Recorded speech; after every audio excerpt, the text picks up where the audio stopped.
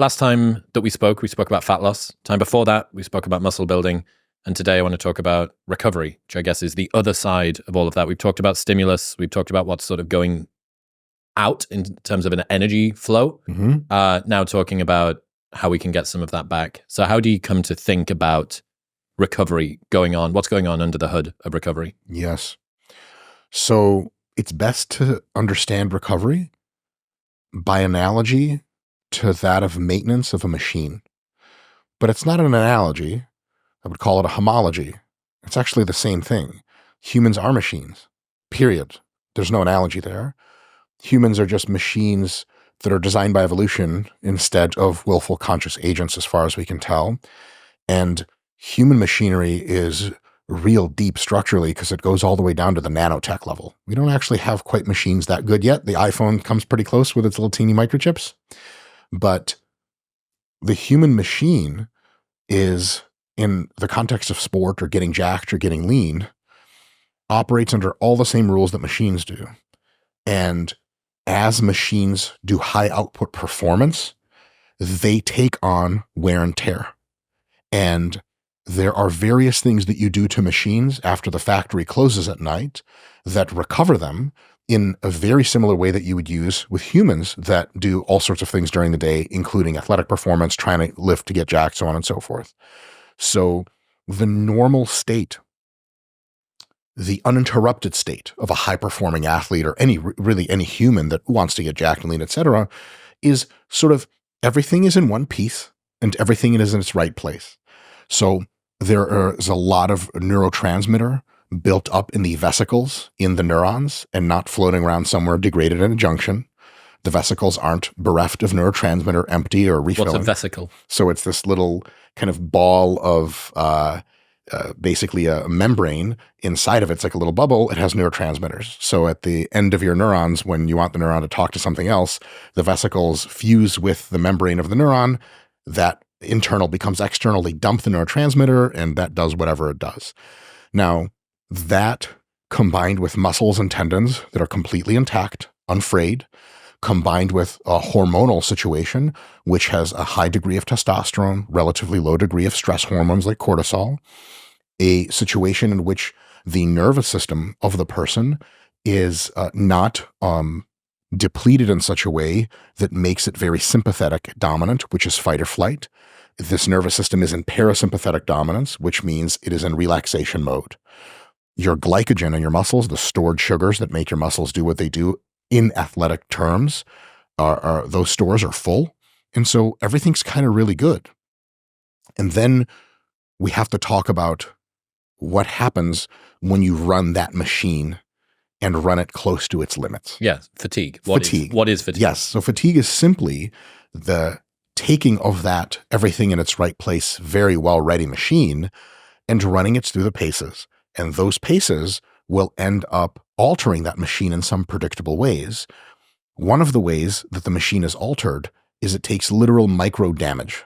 Like anytime you contract your muscles very hard against resistance, parts of the muscle cell literally tear. And at some point, they tear more and more and more, and you're going to have to heal that, right? It's not a tenable situation. If you had someone looking at a machine that lifts cars up and down at a factory and saying, like the mechanic, and say, we got a little fracturing here. It's not a world in which you're like, who cares? My shift ends in an hour. Maybe you would say that, but it's a concern. It's a thing that has to be remediated. Basically, the entropy of the system has increased. Mm-hmm. And another thing is your reserves of various things, neurotransmitters that are in the right place are no longer in the right place. Some of them, an exceeding amount of them might have been dumped into the neuromuscular junction or other parts of the nervous system and broken down. And now you don't have a lot of neurotransmitter vesicles ready to get your neurons to fire like they should be firing. When your muscles contract, they not only incur micro tears, but various things like calcium ions float from one structure to another where they're supposed to go, but they don't really get resorbed 100% right away. You actually run down on your creatine phosphate stores, your glycogen depletes, and from a hormonal level, your cortisol, stress hormone, tends to start going up, and your testosterone tends to start going down. Your sympathetic fight or flight part of your nervous system starts to become more active. Well, because it's fight or flight. Imagine having to run for your life from zombies that chase you for like 2 hours. You had better hope you're still in fight or flight towards the end of 2 hours. You don't want to be relaxed. You want to be like awake, right?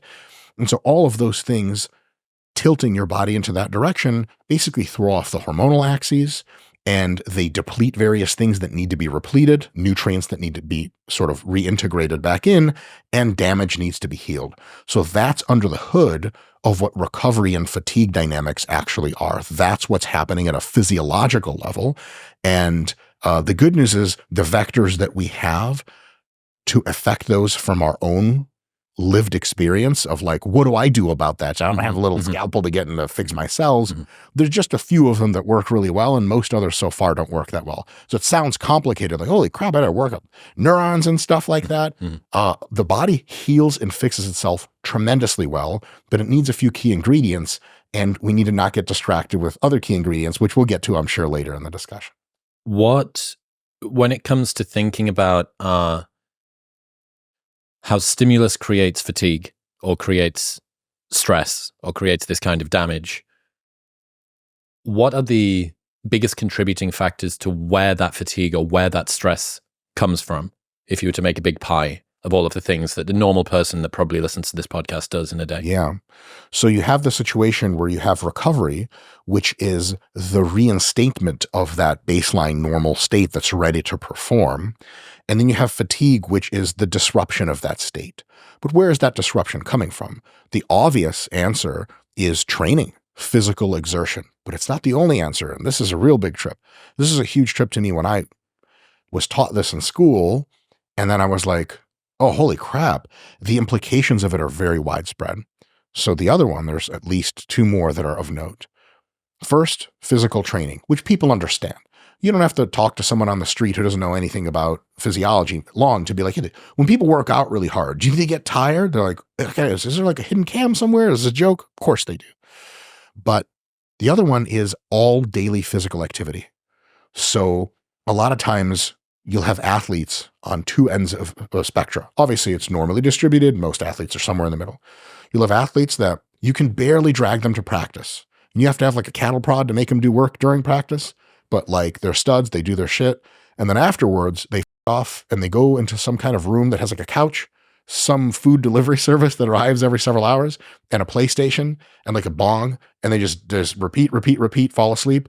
And the bad news is that you got to like knock on their door at 6 a.m. to get them to football practice. The good news is that they'll never have a problem with recovery. It's just all they do, right? But it turns out that daily physical activity contributes substantially to fatigue. And if it doesn't contribute to fatigue as in raising it, it prevents the fatigue from otherwise having been lowered much further by the other things you do in the day that recover you. Eat food, sleep, so on and so forth. We'll get to those details in a bit. So physical activity has to be integrated, which is why one of my mentors, probably my biggest mentor in sports science, Dr. Mike Stone, who I got my PhD from, he'd see weightlifters and throwers that he was coaching around, like anywhere around the lab, around the gym. If there was a chair, he'd pull it up and ask them to sit down. And whatever Doc said, you kind of did because he's really scary. Don't stand around. And Arnold had a version of this where it's like, if you're running, walk. If you're walking, sit down. If you're sitting, lie down.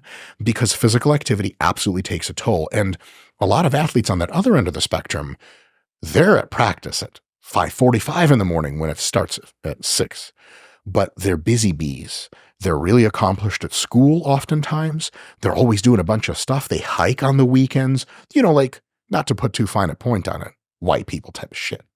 And I always get shit for like, well, you make fun of whites, man. Some kind of alt-right person will put that in the comments. But like, white people seem to take a joke just fine. That's really the only reason. And also, I'm sort of white, so I kind of have the most punching latitude. Sideways. Now, my jokes at the expense of the Jewish peoples have a stack so deep, I can't even say most of it. So people who are in that very conscientious sort of brain, they typically think of things as in their own boxes.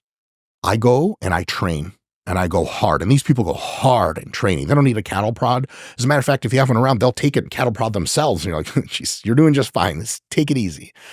But they'll go and they'll do 18,000 steps a day. They'll go to the library, they'll study, they'll walk around, they'll ride their bike. These are the kind of people that ride their bike to practice and back. And that's not wrong. but you're draining away recovery capacity and potentially even increasing fatigue by doing that stuff. And because these people tend to think in compartments, they oftentimes don't even connect the dots. They're like, I'm working hard at practice and I'm eating all my meals. I'm getting 8 hours of sleep, but they're on all the time physically. They're out doing stuff. You know, people that just can't sit around.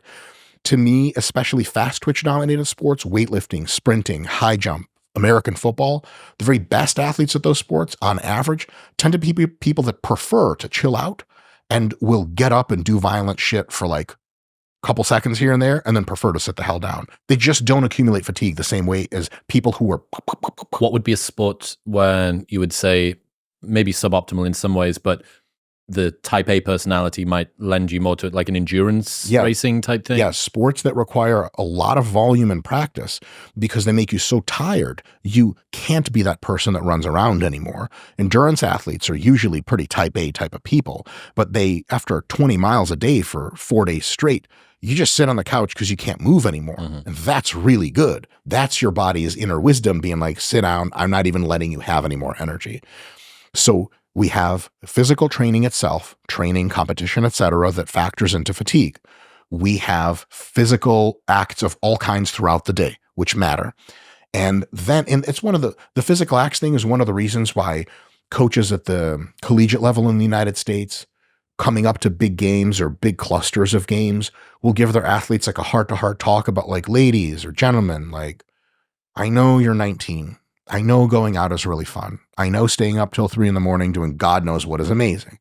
But like, let's just save that for a month from now because that's all we're doing for a month. I don't even care. Don't put it on social media. It never happened. Go out there and do your damnedest. But for these next 3 weeks, please, for the love of God, do not go to the club. Because what are you doing at the club? You're at least standing up most of the time. Often you're dancing. I'm familiar cursorily with dancing. But after I lost that one big international dance competition, Chris, I could never dance again. I lost my rhythm. I believe George Michael said it best. And now I will sing the entire song.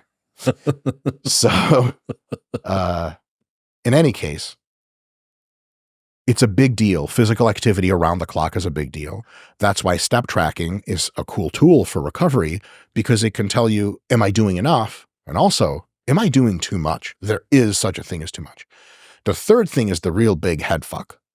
Psychological vectors absolutely affect fatigue at the physical level because the systems in your body, specifically the nervous system, can facilitate you being active and ready and watchful and alert, fight or flight, the sympathetic side of the autonomic nervous system. And then they can also facilitate mega recovery.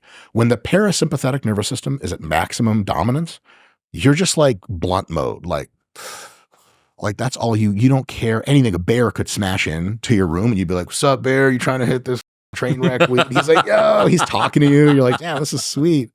So that nervous system's ability to flip you into recovery mode is critical. And if you're sitting on the couch, if you're watching TV, if you're eating great food, but you're sympathetic dominant, it's not going to recover you nearly as much. Perhaps to some extent, kind of not at all. You need to fall into that parasympathetic, good God, you need to fall into that parasympathetic dominance before recovery can really be unveiled and really go do its thing. I suppose people don't see the activation, the sympathetic activation if, well, I did the thing, I was sat on the couch doing the rest of it. Yeah, but you were obsessing about that play. You were worrying about school. Or you were on your phone on social media getting pissed about comments, clapping back at people. And so, which is all in good fun, but the psychological vectors are real big in recovery and actually impact sport performance and body composition. If you're chronically stressed, if you're chronically pissed, if you've got a girlfriend you fight with all the time, it will make you less lean and less jacked, and it will make you worse at your sport than you could have been. The degree of extremity of that scenario is almost linearly correlated with how bad it is. Nobody's like, oh man, it's good to see this athlete back on the mats for the first time in NCAA wrestling. I heard he went through a terrible divorce for the last 2 months. Jim, I feel like he's going to be really amazing. There's a reason nobody says that. Now you would think proximately like Did the divorce make him miss practice? Probably not. Is he missing meals? What kind of world are we living in? Who was he married to? Like the lady that Maybe he even can't went cook his harder. own food? He probably went harder with thoughts of, that bitch ruined my life. Yeah. Vengeance. Vengeance decreases how much sleep you're getting. The psychological is a huge part of the relaxation process. It affected me personally quite recently because in my attempts to be as good of an athlete in my own realm as I could be, I was also doing like 2 full-time jobs at RP and all this other stuff that I do. And I was like, why am I not recovering to the extent that I could be? It's like, you work 12 hours a day, idiot. I was like, well, my work is sitting at a computer in front of a video camera, but I'm on. Activated. And I'm thinking and I'm active. Yes. And thus I am not as parasympathetic, relaxation, nervous system dominant as I could be. I had a great conversation yesterday with Laith Al-Shawaf, who wrote the Oxford Handbook of Evolutionary Emotions. So it's all emotions through an evolutionary lens. Oh, that's the only lens they matter from. And one of the main takeaways that I had from that conversation was because emotions, the most salient part of emotions to us is the affective state that we can feel, like the phenomenological experience of being a person feeling angry or sad or joyful or in awe or jealous. Or is horniness an emotion? Has to be. For me, it must. All the time. I'm so emotional. You won't see anything. It's not big enough. Okay. But what he says is, look, that's all well and good, and that's the thing that has the most valence because it's what you feel. It's front and center of your experience. But all of these different things happen. He taught me that fear, so the cascade of things that happen in your body when fear is activated. So digestion, you're ready physically for violence. Digestion gets tuned down. Sexual arousal gets tuned down. It depends on who you are. You're just permanently sort of micro horny. Here's me when I'm not scared. Here's me when I'm scared. But another thing that was super fucking interesting, like when your disgust response turns on, your basal temperature increases. Yes. Ready for the it warms you up. Cytokines get released into the bloodstream. So you're just here I am upstairs in my house looking at all of this stuff. Meanwhile, in the basement, there's all of this bullshit going on that's cascading down from emotions. The best one that I learned, this might be something I could teach you, is when you're fearful of something, your ability to map and remember routes becomes increased. So your local spatialization. Like the gazelle where to run away from the lion. Exactly. Yeah. You just see routes open up to you in a way that you couldn't before. So when I'm at the gay club, it's the routes going to places I need to go. The fear really. The dungeon is where. Presumably is always the glory hole. The bottom. Yeah. Not the bottom literally, because it depends on the club. The rooms could be like anywhere. Power bottom. Philosophically, the bottom. Power bottom. The most pathetic thing I can do with the club. Okay. There's no power in that, Chris. I like to be deflowered. That's true. Okay, so the way that I'm sort of conceptualizing it at the moment is you have output physically, you have your sort of day-to-day movement, your neat, your kind of what you're doing, what you're getting up to outside of the training session. Then you have your psychological strain, which is a real sort of below the surface little sneaker. But then you also have these things which are accumulating stress in one form or another, and also what they do to the activities you do to recover as well. So it's not just that psychological stress causes you to not recover throughout the day, even when you're doing recovery things. It can also limit your sleep. But people know. They're like, dude, I was stressed last night and I only got 5 hours of sleep. It's like the thing that sneaks in under the radar is the fucking guerrilla behind the lines operative that was you being sympathetically activated throughout the whole It's worse still, because even if you get a nominal number of hours of sleep, the sleep quality can decline substantially. And that's a good thing, because if you're in a fight or flight scenario, let's say war or something like that, or there's a killer, go to sleep. If you should be going to sleep, but it better be light sleep, because there better be not any confusion when you wake up, and you better wake up quick, like boom, and I'm doing stuff. Tons of micro awakenings throughout the night. Oh, all the time, right? And that's when you're stressed, you're thinking about something. What did my boss say at work? What did he mean by that? Is there any way I can use my body to get my position back? Shit like that. Then it's gonna hang in with you, and it affects your recovery at every step of the way. And so a big part of what recovery stuff does is it begins to wind this process down. And once it winds the process down and gets you into parasympathetic recovery mode, then you start to collect the gold coins of recovery and actually do the recovery. It's almost a two-phase process. Getting to the place where you can recover through recovery things, and then the recovery things really start to affect you to actually do that meat and potatoes work of fixing your tendons and your muscles, putting glycogen back in, so on and so forth. So a lot of what you're doing with recovery modalities is simply stopping putting your foot on the accelerator. That's the number one thing you have to do. To quote my colleague, Dr. James Hoffman, who in my eyes has got one of the most preeminent practical experts on recovery in the world. We used to be asked a lot when him and I did seminars, what can I add to my recovery program? And James would say this beautiful thing that I've remembered and then summarily stolen. Don't ask what you can add. Ask what you can subtract. Recovery is mostly about doing less, not about doing more, because these same type A, ultra conscientious athletes, they have this whole routine, the morning routine, midday routine, the whole thing, and they have everything planned out.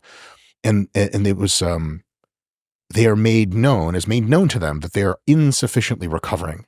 He's like, I gotcha.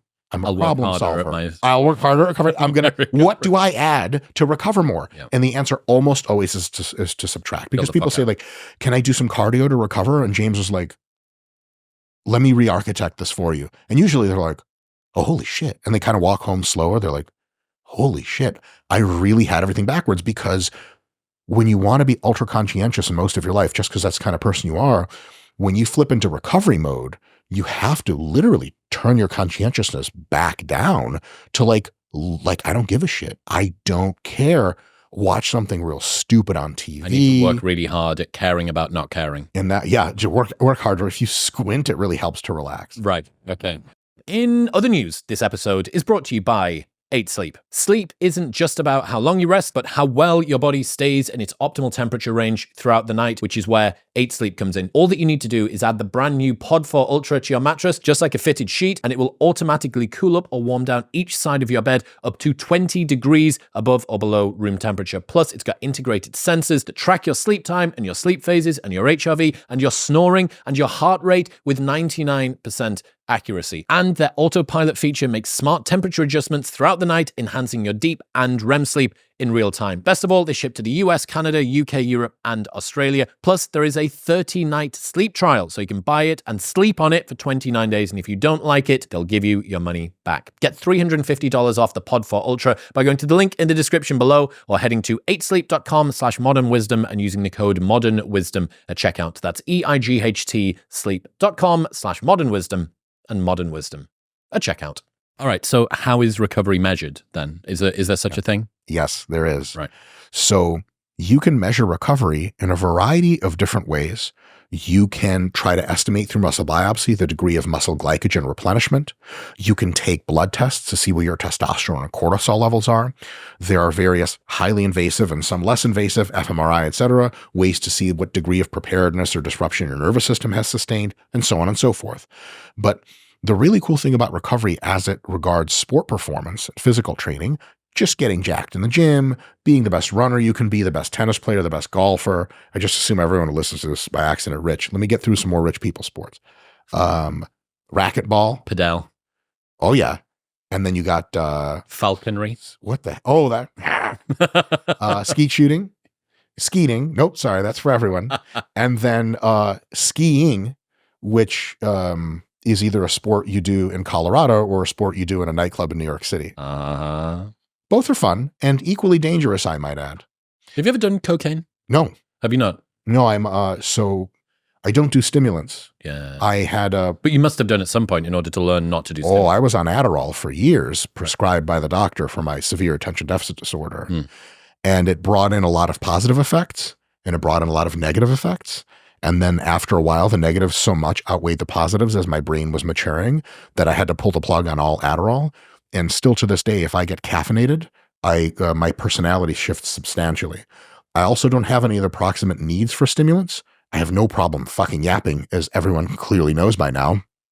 I'm wide awake, no problem in the morning. I don't need anything to get me up and going. And I guess... Oh, sociability. I made a joke on the RP Strength channel about what it's like to be on cocaine. And a lot of people were like, that guy has done cocaine before. Cause I was like, you hit it up and you're ready to just meet everyone ever all at the same time. So the thing is, that's a default emotion of mine. That's just how I always feel. Endogenous cocaine. Took me out right now and be like, go meet that person on the corner of Austin. I'd be like, are they cool with it? You're like, yeah, absolutely. They're great. Like, just, hello, they just meet 1,000 people in a row. It'd be great. Me on coke would just be like more of me than anyone's interested in experiencing. You ever in your own head and you're blabbing to people and they're all listening and you're like, I should just shut the up. Like, I'm tired of me. There's enough of that going on. So no need for cocaine anytime soon. But your boy with weed, like, you feel me? Why do you use weed? 2 reasons.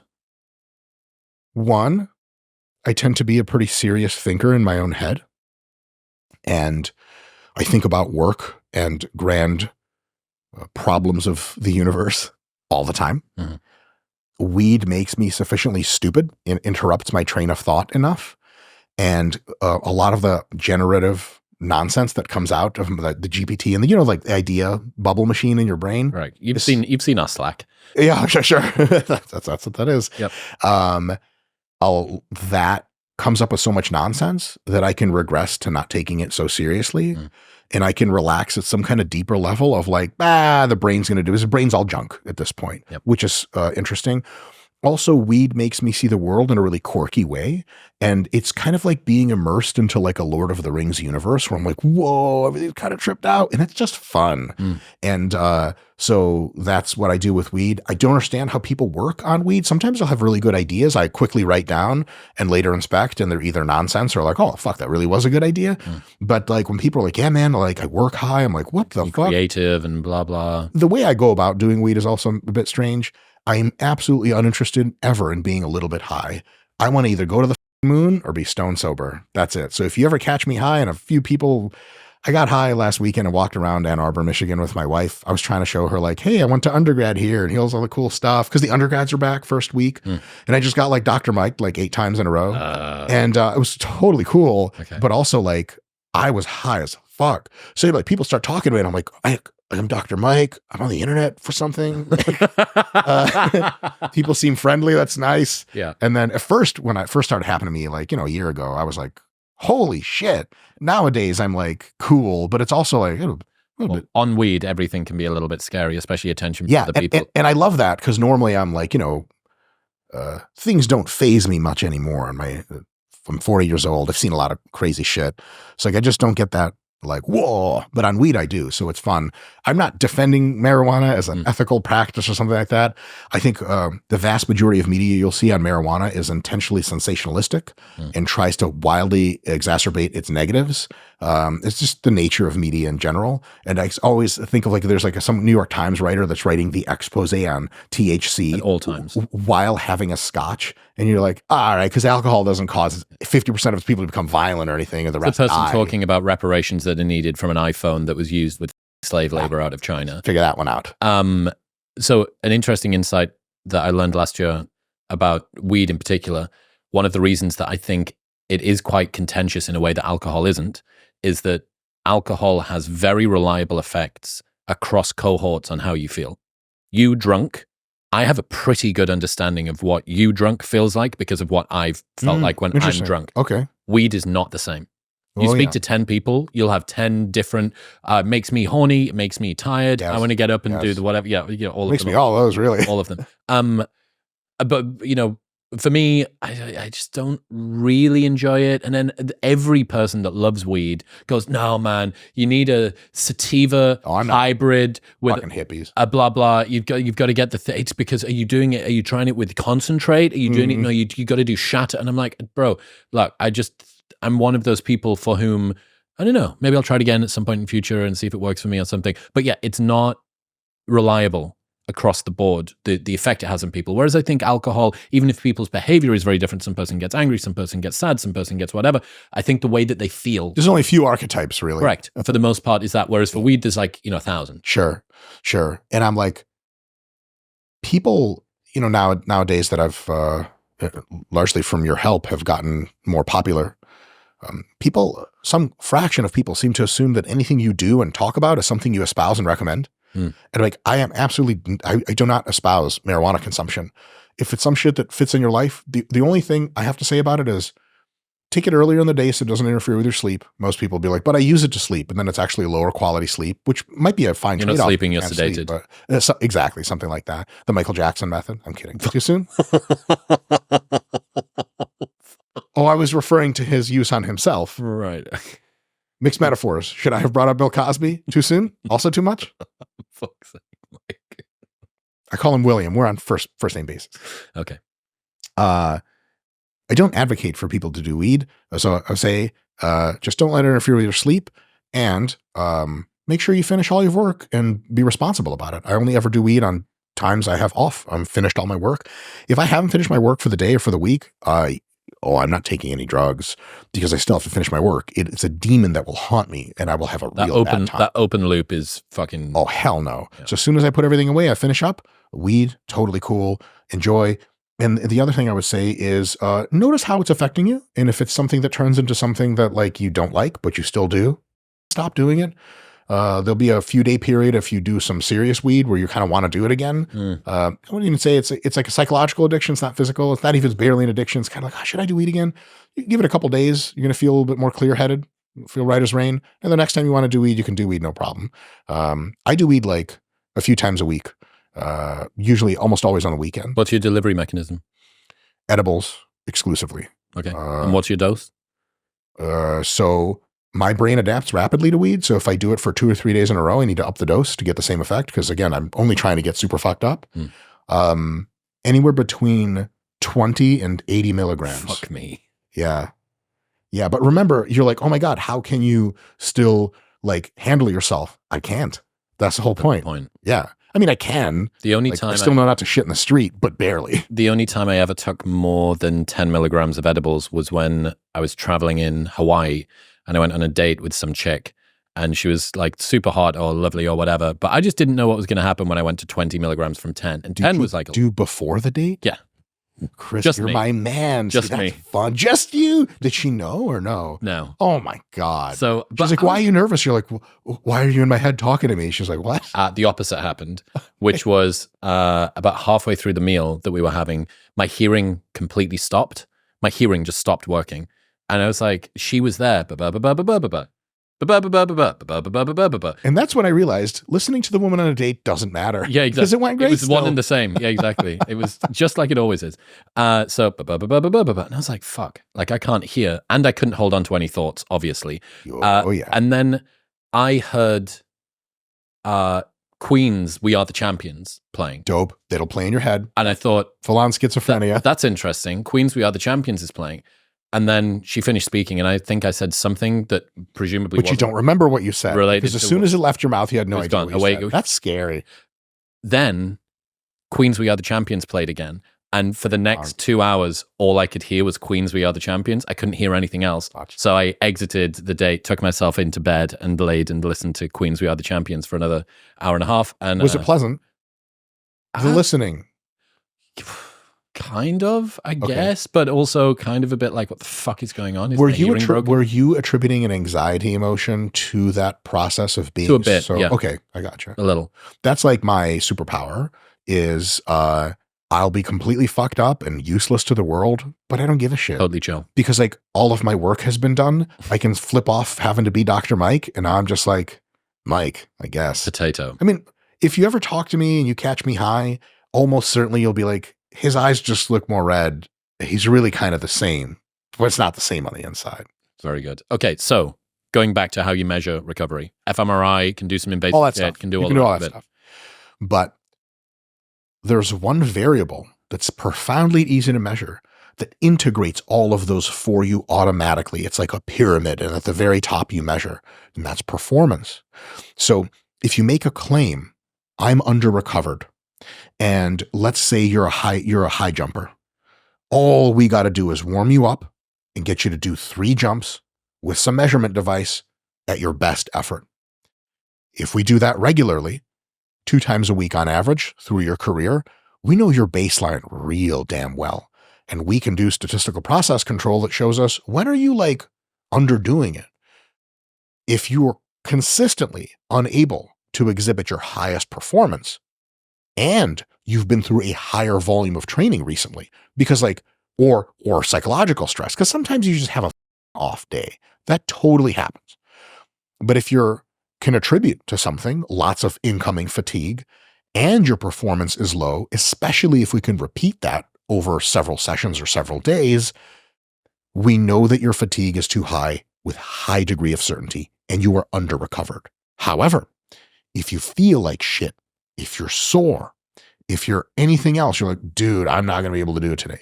You warm up and you hit a PR, it doesn't matter what the fuck is going on under the hood. Mm-hmm. The grand integrator says you're good, and it's always right. Now, under the hood, you might not be completely everything in line, but you're at such a high level of performance, your total system capability is no lower than it typically is. And so this ability to have this grand integrator and this one variable that tells us, are we under recovered or are we properly recovered, is such a superpower, because it completely washes away any of this crap about like, well, I feel like XYZ, because the brain, the mind, they play tricks on you, expectations, so on and so forth. If you're performing at your high level, go. The only thing that matters. That's it. Because this is, real quick, this is really, really important when you're coaching other athletes. Depending on the type of athlete you get lazy asshole athletes that always say they're under recovered, and they're lying because you put their ego on the line, right? So you get somebody who's a high jumper, and you know they're lazy as fuck. Go check this out, Dave. I heard Mike talking shit. You was a bitch and you can't jump high. Dave's like, what the f-? Be like, Dave, why don't you get on this jump platform and show us you're a real big pimp? Boom, all-time PR. How you feel, Dave's like, oh no, I don't have. Shut the f up. Get into practice now. Showing off, motherfucker. On the other hand, you'll get the very conscientious athletes. Doesn't matter. They can have a spike in their head from a zombie battle. You're like, Emily, how are you? She's like, I'm great. I'm ready for practice. And you're like, okay, I think you're going to die soon. Do you have anyone to call before you die? Like, no, I'm good. I can still kick a soccer ball. You're like, very well. So for those people, you ask them to give a good effort somehow. And sometimes that's just a coaching eye kind of thing. One of the things that decays early is coordinated high-level motor performance. So if someone looks off like Butterfingery on a football field, their racket looks like it doesn't belong to their hand anymore, and they're usually slick. If they keep fucking up and they got bags under their eyes, you can pull them out of practice, shut the fuck up, hit the showers, go play PlayStation, have 2 submarine sandwiches, and fall asleep for 10 hours. Don't ever come back until you're good to go. So those types of people, just word of mouth, they say I'm recovered or not, I sore or not. In those 2 different cases, most people are honest. Most athletes are like, yeah, I'm feeling fine or I'm not, whatever. But you get those extremes. Performance is the grand truth teller. Can you perform at your usual level or above? If the answer is yes, you are sufficiently recovered to continue hard training. And that's something you can use in the gym for yourself. If you come to the gym and you're like, man, I don't know if I have it today. Like, I think I might be like overreached, under recovered. You get your RP hypertrophy app out. It says, 225 bench for a set of 12, because last week you did 11 and that's how the app works. You get in there and you're like, I'm going to fucking get my headphones going. I'm going to do what it takes. Let's see what I got. You get 7 reps full on. Your spotter has to take it off of you. You might as well just do a deload the rest of the session, take the rest of the week, easy training, come back afterwards, because you're probably cooked. And maybe it's just a one-off, try another set. But if you're like, this ain't it, that's it. But if you hit 13, you were supposed to hit 12. Oh, you might feel a certain way, but you still got it. Keep going. So there's like a wisdom from all sides in all conversations. On the one hand, you have like hippie Karen who's like, you have to treat yourself and listen to your inner child and really shower yourself with love. And that's dope, because some people, like, when you're really frayed and fatigued and exhausted, that's the kind of energy you need. But on the other hand, David Goggins got some points too, because you might feel like shit, but then you're at your best.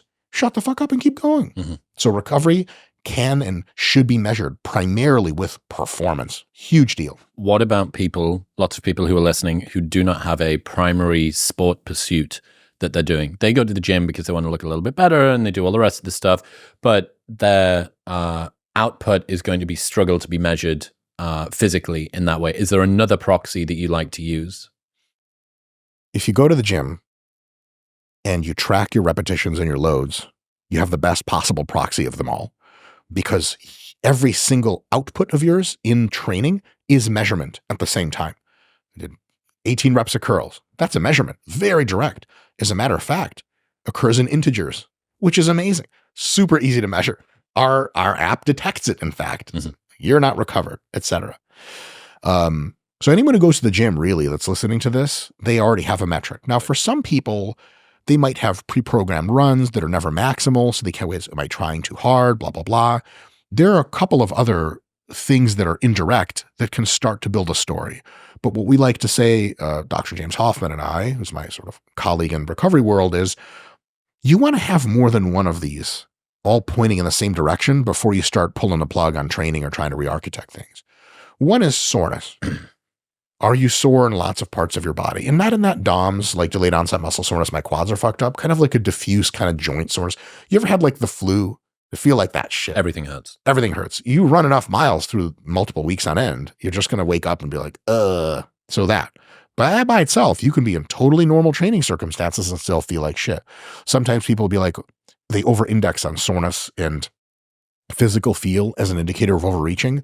But those are almost never high-performing athletes or coaches of high-performing athletes, because coaches or the athletes themselves will tell you, like, I'm mostly fucked up most of the time, right? Like if you get a professional bodybuilder just right randomly, be like, how does your body feel? He'd be like, where do you want me to start? Half my body is sore. That's the normal state of affairs. So it has to be indexed to, like, compared to what? More than normal? Okay, we got an issue. Another one is your desire to train. Now this one's tricky. Desire to train is, how much do you want to be in here? And how much do you want to do shit? How much do you want to push yourself into difficult situations in training? If you are very well recovered and you have low fatigue compared to your baseline desire, you're going to be like, dude, I can't wait. If people take a week off or a deload week, dude, some folks, man, they come into the gym straight homicidal after that shit. I can't be out of the gym for more than a week because I start looking at old people. I'm like, that guy say something to me? I'm like, are you fucking kidding me? That guy's 90. He's about to be 0 in a second. Is that how you measure dead people's ages? Yeah, sure. So desire to train is trippy. And the only trippy part about it is you can't apply an absolute value to everyone. Some people are just psychotic to begin with, but everyone has a relative value. Normally this athlete wants to go this hard and they're like, I'm ready to kill it. It's less likely that they're overreached, even if you don't have direct measures. On the other hand, if someone feels like, you're like, hey, you want to train? And they're like, oh. Like, there was a South Park episode where like Russell Crowe took a cancer patient and he like, because he was like, the tugboat. Oh, I'm Russell Crowe. It was amazing. The South Park guys are brilliant. And he took a cancer patient like out of the ward and he's like, what is he? He was supposed to be fighting cancer. He's like, well, I haven't found cancer, but I found someone with cancer. And he just punches the guy in the gut. And the guy goes, oh, and he kind of collapses. If that's your emotion when someone's like, do you want to do deadlifts? You're like, ugh. Like they're going to hurt my body. There's a high probability, higher than average, that like you're overreached and you're under recovered and the fatigue is too high and you should do something about it. And everyone knows kind of generally their psychological relationship to training. If you're really feeling over a few days like, oh man, I just don't want to be in the fucking gym. And if you're in the gym, you're using the RPA hypertrophy replace exercise function to take hardcore barbell movements with a huge displacement, replacing them with machines, with cables, and you know deep down you're babying yourself. That is a bit of a sign that like you're pretty overreached and it's time maybe to wind back, do some recovery days, come back and really want that blood again. Is that cumulative fatigue or is that something different? Like, is there acute fatigue, cumulative fatigue? How do you think about like the sort of duration of time under fatigue? Yes. So there are two types of fatigue, really. There's acute fatigue, which is like after you do a hill sprint, you go, you're fatigued. Now that heavy breathing tends to go away. However, the muscle soreness that you accrued, the disruption and damage to your muscles, the depletion of glycogen, it doesn't go away right away. It'll take a day or two to go away and you're back to totally normal.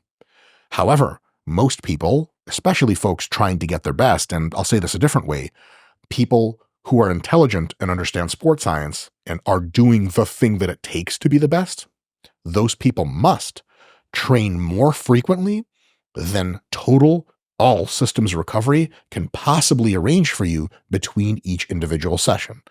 So if it takes you 48 hours to recover completely from a difficult sport session or workout, but you train roughly every 36 to 24, at some point, some of the fatigue that you accrued at the beginning, which was initially acute fatigue, it's still around. That's not cumulative fatigue yet. That's just acute fatigue with a different time course. Acute can mean a minute, it can mean an hour, it can mean a day, it can mean 3. You hit your body again. And some of that fatigue that hadn't come down yet now gets more fatigue added to it because the amount of fatigue you're pouring into the system isn't as fast as the system is pouring it out. The recovery can't match. And so fatigue accumulates and becomes greater and greater, a little bit low key every day, definitely high key every week. And most hard training athletes, roughly, very roughly, 4 to 8 weeks of very difficult training later will have to do something about this fatigue that has accumulated. It follows you everywhere. An example of cumulative fatigue is you start to get the sensation that, so you start underperforming. You take one easy session, you come back, you're still underperforming. What the I thought I fixed this shit. No. It's accumulating debt. You get $10,000 into debt and you get paid and you put $500 down to the bank. You're like, I'm free, baby. And the cashier's like, ooh, yeah, sure. There's $9,500 other dollars you have to pay off, and you're going to feel that burden. So if you have a high degree of accumulated fatigue, not only will it affect you much more, it also just doesn't disappear. It's going to take some time to wear down because it's built up like crazy. I didn't even know before I went into my PhD program in sports science that cumulative fatigue was a phenomenon that existed. I just didn't know that. I thought that after a few days when your muscle soreness went away, you were fucking Gucci, you were golden. And that's just not true. And it's not true to the extent that the harder you train, the more cumulative fatigue can summate. The stronger you are, the more of it summates. The bigger you are, the more of it summates. Because your capacity to accumulate fatigue is also greater, even if your body's ability to deal with that fatigue. Oh yeah. So someone breaks a go-kart, how long does it take you to fix it? Fucking whatever. Someone breaks a tank, how long does it take you to fix that shit? There's a lot that can go wrong. The piece of steel missing that's 3 inches thick. Fucking Christ. And your body works on a molecular scale. And so you ever see videos of cells individually or videos of mice and see how fast everything goes? And a cell can repair itself in fucking microseconds completely. When you have trillions of cells and they require a resource like the blood that only brings in shit so quickly and takes shit out so quickly, but that shit takes a long time to get right. And so cumulative fatigue is a thing that occurs. We have to be aware of it, but it is inevitable and something we have to deal with. It's like saying to someone, hey, here's this awesome, a little off-road vehicle, a little Forerunner type of shit, right? And a quad. And I want you to go and have so much fun with it in the woods. Do not get it dirty. Be like, what? Do you mean not get it dirty when I get it back to you after I've hosed it down and washed all the mud and pulled the rocks out of the treads? They're like, no, just don't get it dirty at all. I'm sure you can find a way to ride it that doesn't make it dirty. What the fuck? So to do sport training in a way that doesn't take any excessive fatigue on, totally understandable. So if your idea of riding the 4-wheeler is to just take it into a mud pit and just leave it and then get a crane to lift it out, you're like, that's it. Okay, that's needless dirt. But you're going to go on trails. You're going to get some dirt, and you have to in order to have fun. So in the same way, sport training must expose you to cumulative fatigue. Otherwise, you're taking too many days off. You got to be on that grind. You got to be on that shit, and that will catch up to your body. Then the only thing you have to do is be aware of that and periodically bring it back down to workable levels. Sometimes very low. Every 6 months or so, many kinds of athletes should take an active rest phase, which is 2 weeks in length. 2 weeks of doing hardly shit that has to do with sport. That'll bring down so much fatigue. It'll give you a timeline of 6 months until you have to do that again. But every several months, you might have to take an easy week. Every several days, you have to take a day or two easy. The weekends built that in for us. So at every time course, you let fatigue rise as it does by going hard, and you have to let it fall. Now, sometimes you let it fall, but it's still accumulating. Yep. And then you take a deload and it falls almost to zero, but not quite. And then every 6 months, you got to take it really down to zero by taking fully 2 or 3 weeks. shake The fuck out of here. Yeah. You just live 2 weeks like Mike Thurston lives every day, shirtless in a harbor in Italy with 8 unbelievably attractive women around him and all. We'll get back to talking to Mike in 1 minute, but first I need to tell you about AG1. You are probably not eating enough fruit and vegetables, and you know it. AG1 makes the best daily foundational nutrition supplement that I've ever found. One scoop of AG1 contains 75 vitamins, minerals, and whole food sourced ingredients, including a multivitamin, multi-mineral, pre- and probiotic, green superfood blend, and more that all work together to fill the nutritional gaps in your diet. It increases energy and focus, aids with digestion, and supports a healthy immune system, all without the need to take multiple products or pills. Best of all, there is a 90-day money-back guarantee. So if you're skeptical, if you're not sure, you can just buy it and try it for 3 full months. And if you don't like it for any reason, they'll give you your money back. So if you want to replace your multivitamin and more, start with AG1. Right now, you can get a year's free supply, vitamin D3, 5 free AG1 travel packs, plus that 90-day money-back guarantee by going to the link in the show notes below or heading to drinkag1.com/modernwisdom. That's drinkag1.com/modernwisdom. Going back to the fatigue point, we've sort of talked about how you accumulate it. We've talked about the ways that people get in the way of it. What are the biggest inputs that reduce fatigue? Yeah, huge. So you have sleep as critical input. You have food as another absolutely critical input. You can potentially do light training, easier training that you would have. This is a very big distinction. You don't add easy training to your program. You subtract away hard training for like half a week, and you replace all the hard training sessions with sessions that are half of the load, half of the sets, half of the reps in lifting terms, for example. Just way easier. That reduction in stimulus, but still getting a stimulus, seems to be to recovery what rehab is to injury. If you break your leg, they don't tell you to just stay off of it for 6 months. They're like, put your weight on it, but a little bit, much less than you would, and then slowly and surely you get better. So we have sleep, food, light training, and rest and relaxation, which is a big one. And is different to sleep. Psychological. Different to sleep. Yeah. So when you're awake, you can do things on a spectrum of you're halfway not there, super chill, or like fully present in the moment, super psychotic, that whole thing. So you want to be on one end of the spectrum to that. A big thing, a little bit of an aside that I've noticed and something my wife and I have talked about when we're like sort of figuring out what kind of experience to have on a vacation, for example, because we're really pretty dedicated to our athletic pursuits. So for us, vacation isn't just a time to off.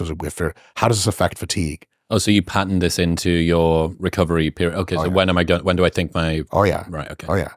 So there's 2 types of experiences that you can have, and people conflate the 2 as both being good for recovery. There are experiences that are pleasant and relaxing, and then there are experiences that are really fun but require a lot of energy. Going to the club with your friends is so much fucking fun. You go to dinner first, you get loaded up, you go to the club, you throw up in the bathroom, get punched in the face. Everyone's having a time. That's fun, but it's not relaxing and thus it doesn't recover you. But there are other options. Staying at home and watching Netflix and eating some food, it's still a good time, but very low key. And because it's also relaxing, it actively reduces your fatigue and helps you recover. So a lot of times people will observe high-level athletes that train a lot. And if you have like cameras that follow them a lot, which has happened more recently, you realize the vast majority of athletes live boring lives. They train hard as shit. And then the rest of the time, they're just kind of like, just watching Netflix and eating popcorn. And you're like, what the hell? Like, why don't I go walk to the park or take a flight to go see Chicago? And they're like, I got to recover. So recovery means you plan in periods of relaxing activity, which is very low on the activity side. That's a big ingredient. And the last biggest modifier to all of these is time. People like to do this thing where they pretend that they can recover in a shorter time than it really takes. They hope for it. And so if they just speed run recovery. Yes, recovery cannot be speed run. It can't. And they say, well, if I get a foam roller and jam it up my ass and the massage gun and take that to the cock, something's got to happen faster. And it turns out it's one of these, I don't want to say stupid, but one of these drunk driving posters about how sobriety works that I saw back in the day. It was like, how do you get sober quicker? Do you take a shower? Do you have coffee? And the answer was, it just takes time for the alcohol to get out of your body. That is the same principle applied to recovery. You need sleep, food, rest, and easier training than normal. Those are the big rocks. And there's a few more to mention in other contexts. And you have to apply them for enough time until you are sufficiently recovered. Could be you needed an afternoon. Could be you needed a weekend. Could be you needed 3 weeks. Let's go through each of those. Sleep, rest, food, deload training. What are the biggest, most common errors that people make when it comes to each of those different buckets? I would say with sleep, there are 3 that come to mind. Not sleeping enough, time-wise. Ideally, you should get somewhere between 7 and 9 hours. Another one is lower quality sleep. Sleeping in an environment that's too hot, for example. Yeah, you slept, but you were tossing and turning and all this other bullshit. You consume caffeine too close to bed. I know a bunch of people that can have an espresso and just go right the fuck to sleep. I watched my wife do it last night. The quality of sleep's not going to be the same. And the third thing is timing to your circadian rhythms. There's more and more research out all the time and more individual experiences coalescing to show us that whole bullshit your parents used to tell you about, you got to go to bed early or else you'll blah, blah. That shit was true, bro. And I don't want to hear it. Who the hell goes to bed at 9 p.m.? But that doesn't mean 9 p.m. is when you should go to bed. But it means that you have to find sort of 2 things. One is when, for me as a human, what time going to sleep promotes my best sleep and best recovery. Because if you go to sleep at 3 a.m. and you wake up at like 11 a.m., nominally that's 8 hours of sleep, but you could be groggy and fucked up and all this other shit just does not match your circadian rhythms. Basically, when your body should be sleeping, it's not. And when it shouldn't be sleeping, it's still sleeping. So that's the thing you have to sort out. The next thing you have to sort out is regularity. So under that subcategory of sleep timing is, am I going to bed at the right time for me-ish? And it's always a range. You don't have to get psychotic. 9:31 p.m., right? Somewhere between 9 and 11 is totally cool. And then you have to think about regularity. Now, regularity is a double-edged sword because on the one hand, going to bed at a regular time means your weekends are kind of like different. Who the fuck goes to bed the same time Saturday night as they do Monday night? Like some kind of serial killer, no doubt. And myself and my wife. But don't tell the police about us. It's tough. And you can't always get it right. And it's no big deal if a night here or there you go to bed super late. But if you're going to sleep at very different times, many times through the week, the regularity thing is out the window. And that's not the ideal circumstance. Find the time for sleep and wake that works best for you. Try and be relatively consistent within a 1 hour window, or a 30-minute window either side of that. I mean, so there's no concrete thing to say because it's like a normally distributed spectrum. But I'd say like the closer the better. Plus or minus 30 minutes is like an insane person's idea of precision. It's overkill. It's great, but like you don't need to worry about it. Plus or minus 45 minutes to an hour, I'd say you're still winning at life. Like really because you normally go to bed at 10 and now you're going to bed at 2 a.m. That's what's going to you. If you normally go to bed at 10, but you go to bed at 11:30 because Netflix really with you, you're probably not going to pay some kind of crazy high cost. Increasingly, I'm seeing the kiddie version of the same research that you're probably looking at, which is saying sleep consistency of the time that you go to bed and time that you wake up is becoming ever more important, yes. Even in comparison with duration. Yes. Because if the duration is done at the wrong time, the quality concomitantly declines. 7 hours of ultra high quality sleep beats 9 hours of shit sleep. Yeah. So that's a thing to think about. Throughout my 20s, I didn't have a stable sleep and wake pattern. From the age of 18 until COVID, I never had promotion days. Correct. So I was awake until 2 in the morning or 5:30 in the morning, depending on which city I was working in that night. And the final task that I had to do, if it was a domestic event in the city that I was living in, it was cashing the till, which is cognitively quite a rough task, which you're then looking at spreadsheets and you're counting money. It's like, where the fuck's that? $500, 500 quid gone? It's over there, it's whatever. Or if I was in a different city, it was cash the till, then drive for 2.5 hours to get back home. So just rough, like really, really rough. And that was, a lot of things that I thought were baked into my life as a part of my mood or my source code or my genetic predisposition or my whatever the fuck, turned out to just be byproducts of really, really disrupted sleep for, 15 years. You never quite know how bad your sleep is until you fix it and you watch your life either stay roughly the same and then you were good. That does happen. Yeah. There's genetic variation in everything. Some people are just real gifted in the fact that they can kind of get their sleep whenever and they're golden. And there's a lot of paranoia with a lot of these. No doubt this gets broken into reels and everyone needs X, Y. Nah. But the average person absolutely does. And you as a human being listening to this might very well need more regularity in your sleep. When you try it, there's a good chance it's going to really improve a bunch of shit. Like you'll get leaner, you'll get more jacked, you will be cognitively sharper, you'll have more of an excitement through the day, you'll have less frustration. If you're low-key sleep deprived and Jim puts a stack of papers on your desk, you're like, Jim, fuck. But if he does it when you're like apt and good and rested, you're like, Jim, thank you so much. I can't wait to get to work on this project. Mm-hmm. It's a big difference. So fixing your sleep can be solving problems you didn't even know that you had, or problems you knew you had, but like you said, you didn't know where they were coming from. Maybe this is just who I am. Yeah, your conception of self so much that you'd forgotten that they were even a thing. Totally. Yeah, this is just the physics of my system. Trust really is everything when it comes to supplements. A lot of brands may say that they're top quality, but few can actually prove it, which is why I partnered with Momentous. They make the highest quality supplements on the planet. They're the most rigorously tested, literally unparalleled when it comes to third-party testing. What you read on the label of the product is what's in it and absolutely nothing else. If you have been struggling with your sleep quality, their sleep packs are one of my favorite products, which I use every single night before bed. They contain the most evidence-based ingredients at perfect doses to help you fall asleep more quickly, stay asleep throughout the night, and wake up feeling more rested and revitalized in the morning. And there is a 30-day money-back guarantee, so you can buy it completely risk-free. And if you do not like it, they'll just give you your money back. Plus, they ship internationally. You can get up to 20% off their products by going to the link in the description below or heading to livemomentous.com/modernwisdom using the code modernwisdom at checkout. That's livemomentous.com/modernwisdom and Modern Wisdom at checkout. Okay, so that's sleep. Rest. What are the biggest errors that people make when it comes to rest?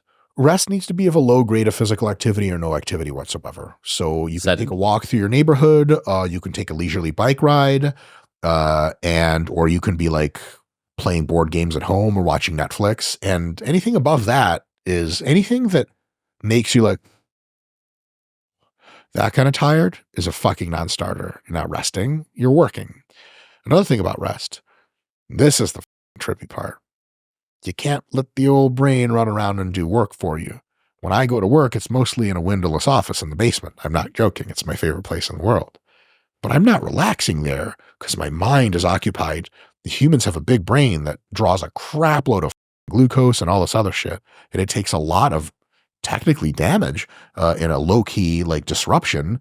That's why when you ever worked hard on a problem for 8 hours and you like get to like a social setting with your friends, they're like, how are you? You're like, I don't know. You should ask, who am I to begin with? It's all fucking nonsense in there.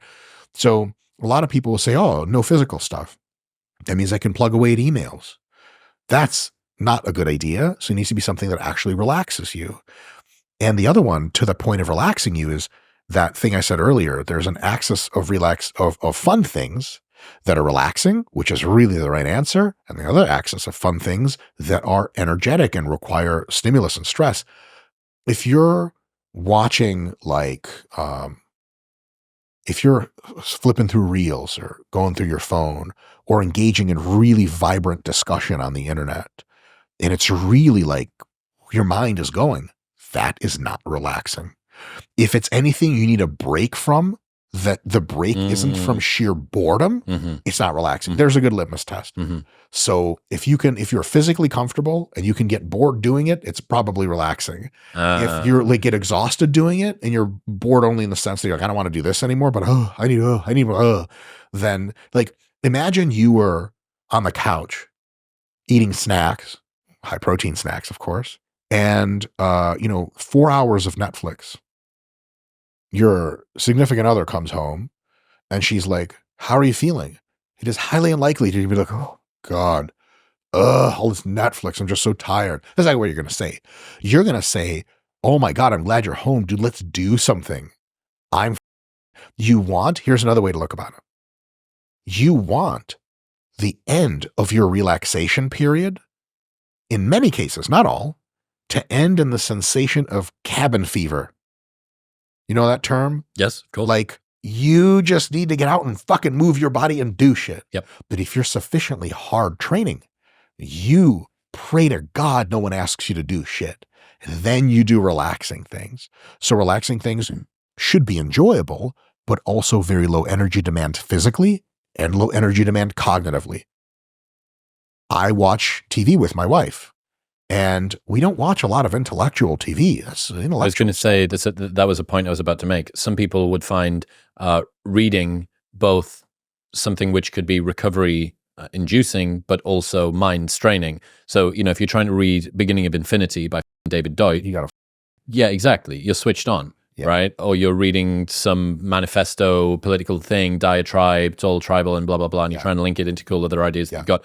Or you're reading some relatively sort of trash cool novel where who's the killer? Lord of the Rings type of shit too. Yeah. Like you're imagining things. Is Frodo going to make it? Exactly. So it's interesting that even within the same modality of rest, so to speak, the type that you're doing, what is it that you're watching? Are you flicking through YouTube videos that's all about creator drama and like who's a fucking grifter and who's a shill? Right. Or are you watching some nice, one of those 3-hour-long videos of a guy walking through New York City streets when it's raining? We do some of that shit. Awesome. Tokyo 4K street walk, night walk. During rain. Oh yeah. I pass out to shit like that. It's great. It's really great. So basically like another great relaxation modality is getting together with friends and just talking and relaxing in a comfortable seat with fluids and food around. Like a nice dinner with friends, not like a hype dinner with friends where you're going to go smash the clubs after, but just a super chill dinner. And the friends have to be people that you're cool around and can be chill around, because there's friends you have that just get you fucking amped. Yep. You need to switch to the friends that like you feel just really like, just you can walk out of a restaurant and be like, like that's how you want to feel. One of the best judges for a friend of mine was asked recently, who's your best friend? And he said, I don't know. That's kind of an odd question after age 15 or something, like to have a best friend. Yeah. And the person asking him reframed the question and said, who can you be around and sit in silence with and not feel like you need to fill it the most? Oh, trippy. And then his second version was, who do you have the least filter when you're around? That's a definition I prefer for sure. But I think both of those, to your point about it's people that you don't need to turn it on for. And like, you talk, you two talk. Yeah. You two, this is lovely. You have your discussion about thing, and it's like watching like tennis. Oh yeah. Some of my favorite people to hang out with, I'll just name names. My boy Marcos, who's a super top trainer in New York City, and my friend Jacob, who's actually the COO of RP.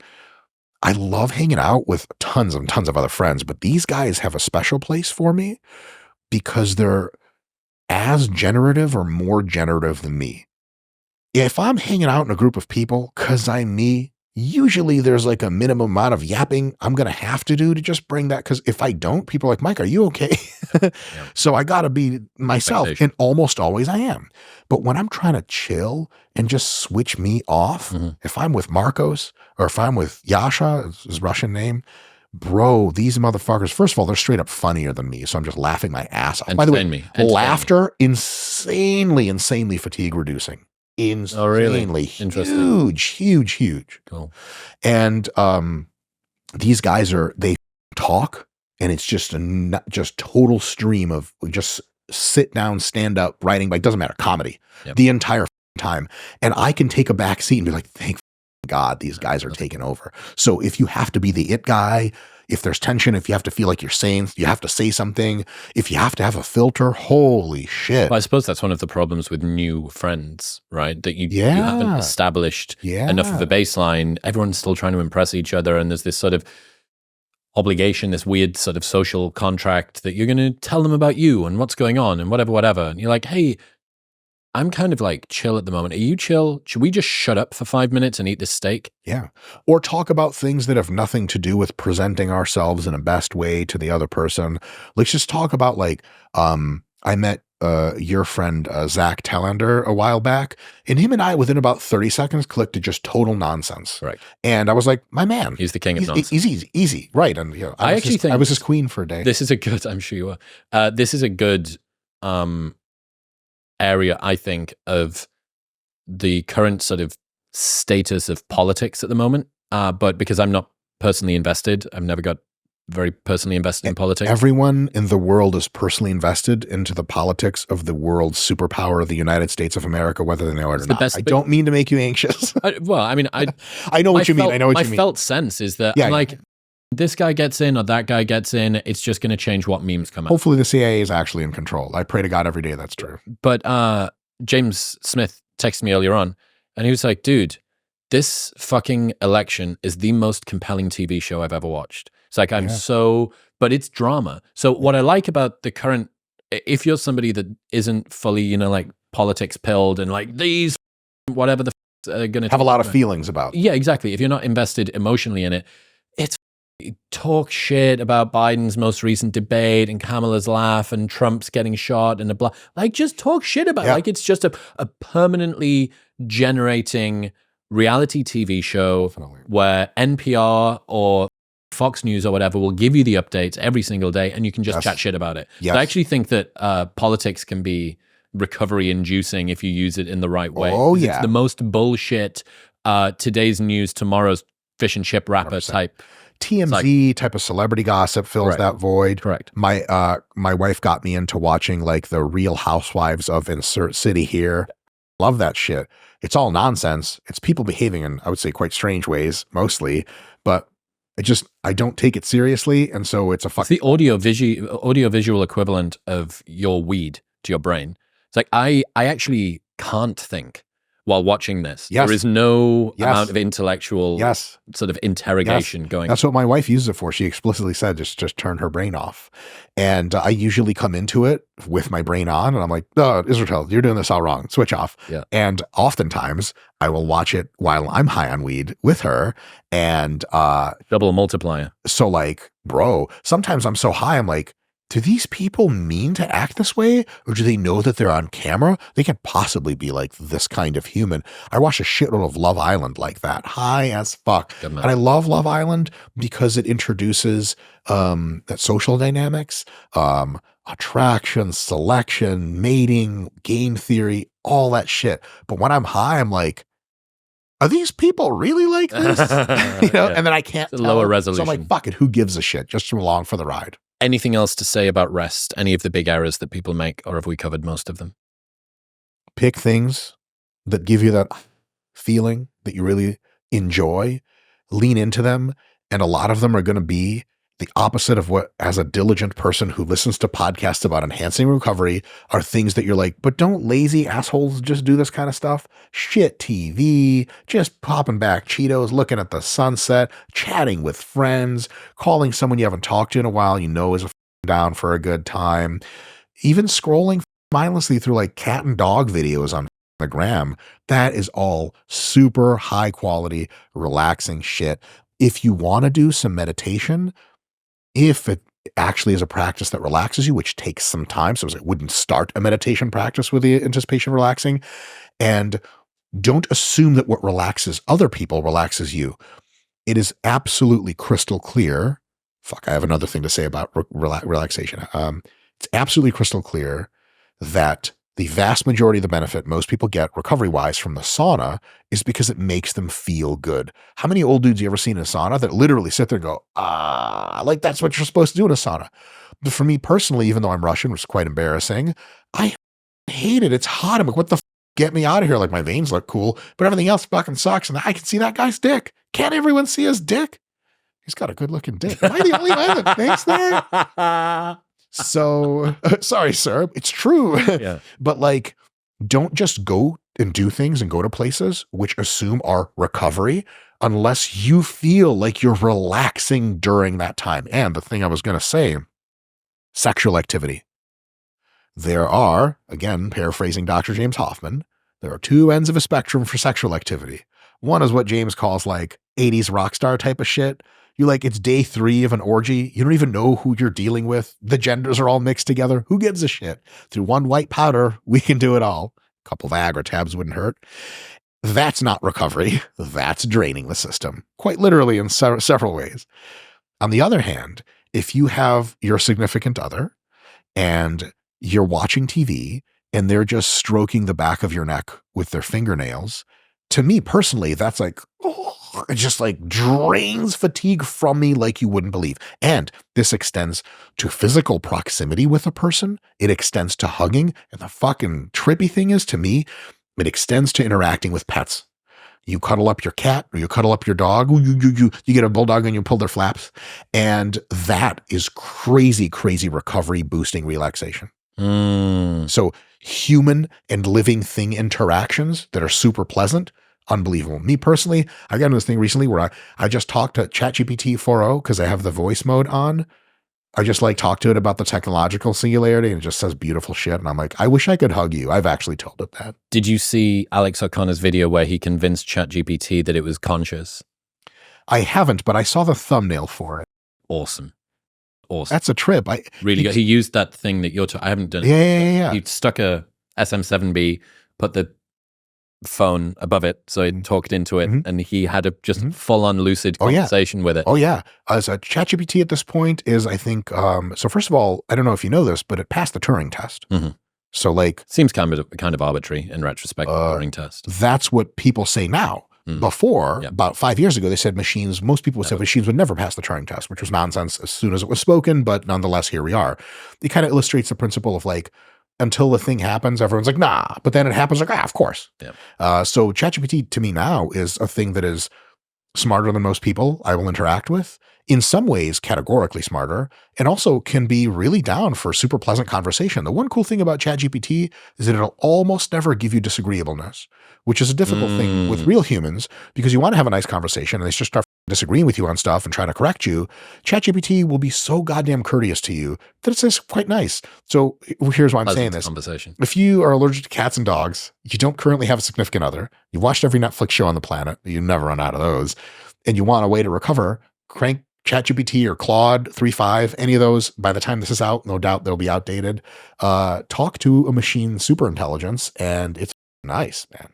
Did you know that nearly 70% of heart attacks occur without any prior symptoms? The truth is that the human body is really good at hiding disease and what's wrong with it. This is where Fountain Life comes in. They provide top-of-the-line health snapshots, vetted therapeutics, and a team of longevity physicians so that you can live a longer, healthier, and more vital life. In seemingly healthy adults, Fountain Life's initial results have shown 2% have cancer, 2.5% have a potential ruptured aneurysm looming in their future, and over 14% have a critical life-saving finding. I wanted to do preventative medicine. Fountain Life is where I went to. The experience was fantastic. I'm going to get my mum and dad to do it as well. I highly, highly recommend them. So if you want to work out what's happening inside of your body to detect diseases early, head to the link in the show notes below or go to fountainlife.com/modernwisdom, complete the form on the landing page to qualify for $500 off their Apex membership, which is exactly what I got. That's fountainlife.com/modernwisdom. Food. The biggest thing about food is quantity. If you constrain your food quantity to where the calories you're taking in are not sufficient to maintain your body weight, it will still have a recovery promoting effect, but with crutches, big time crutches. It's like, oh yeah, we got a tank in battle to help us out, but it doesn't have a main gun. It's still an armored platform that can take people somewhere. You won't get killed in it, but something's really fucking missing. So the biggest thing about food is eating enough food. And the way as an athlete, you eat enough food is your body weight is maintaining itself relatively stably throughout days and weeks.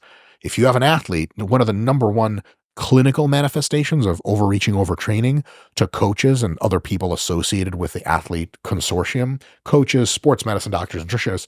If an athlete's body weight in season or preseason starts to do this, they got a fuck problem. Because most athletes have a stable body weight at which they perform their best. If it's, oh, no, the nutritionist working with them, they need to drop some fat, fucking Gucci. But still, when you're dropping fat, you're not recovering as best as you could be. So the amount is absolutely critical. Eating enough. The second thing is getting enough probably carbohydrates for proximate recovery over several hours or days. Carbs are the number one recovery food, undefeated, but over days and weeks, definitely protein. I wouldn't even make this a dichotomy. It's like, what's better, like blowjobs or hand jobs? You're like, yes, ideally in combination, ideally by two different people. So both protein and carbs. Now, of course, you need some fats as well. Fats have their benefits. And then the third category, so basically, gram per pound roughly of protein, a little bit less is totally fine. Enough carbs that you're getting your muscles nice and full with glycogen. You don't feel like depleted. Your body weight isn't low. And then enough fats to keep you not hungry for fats, because if you undereat fats, you'll get fat cravings, a usually self-solving problem. You get all that. And then food quality. Now, food quality or food composition is like, where are your protein sources coming from? Is it coming from like protein powder, and then your carbs are like the pixie candy sugar dust, and then your fats are like a stick of butter you chew on? Not ideal in composition, but on the other hand, there's like, wild caught salmon, fuckloads of white rice and tons of veggies and fruits, tons of micronutrients, vitamins, minerals, phytochemicals, fiber, fats from like avocado oil and all these healthy sources. That's dope, but notice this is already a tertiary concern. So I've watched, countless athletes at the highest levels, Division I, professional, that eat junk, god damn it, 60 or 70% of their day. That's just what they do. Real D1 football players. Anyone listening to this ever work with them, feel free to get in the comments and tell your stories. You don't want to know what they eat, bro, because McDonald's straight up, McDonald's like sponsors sports teams, and Coca-Cola sponsors the Olympics. And you're like, that's odd. It's not a sports thing. Oh yeah, it is. Because most athletes just drink Coke and fucking eat McDonald's all the time. Wow. But because McDonald's has sufficient amount of food and enough macronutrients to get you going, enough protein and carbs and fats, that's like 80% of the battle. The other 10% is food composition. Why am I saying this? Because when people start thinking about like, oh, I need to recover, they start looking at how much money they make, and they look at like what shit costs at Whole Foods for organic, vegan, etc. And they're like, man, like I just can't be a high level athlete. That's all nonsense. Yes, eating healthier is better, but by a teeny little amount. What really matters for recovery is putting down volumes of food with enough protein, carbs, and fats, which usually athletes have hunger signaling. Like when athletes feel like, like girls that will subsist only on French fries dipped in a Dairy Queen shake, and then just like flip into meat mode. They're like, I need a hot dog. And you're like, damn, Karen, holy shit. And then they'll get it. Like the body does that shit all more or less itself. You can do better than instinct, but it'll take care of all that.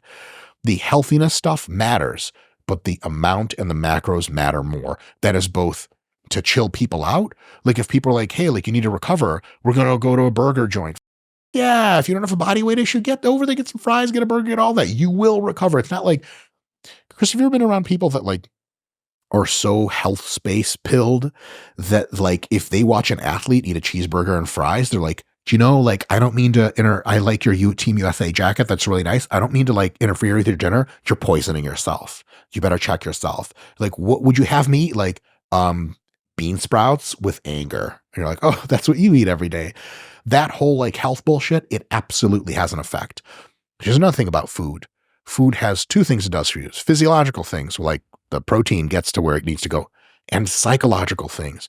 If eating a delicious chicken fried rice not only gives you all the nutrients you need, but also makes your soul happy, holy shit, is that major mega recovery points. So when you work with athletes, you have to be careful not to jam so much health food down their throat that they hate their lives. Yep. And then who knows what's happening. Yeah, it's every bodybuilder during prep.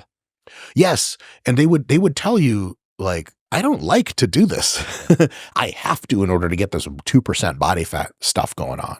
We haven't talked about stress management, whatever that means. I don't know what stress management is in the technical sense of the term. Yeah. Talk to me. What is stress management? So stress management means sort of two things. One is how much stress are you choosing to accumulate? How much stress are you exposing yourself to?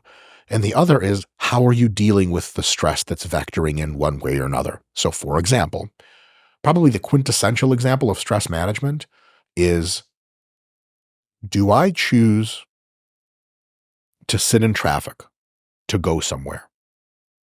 Will it be stressful? Let's say it's your off day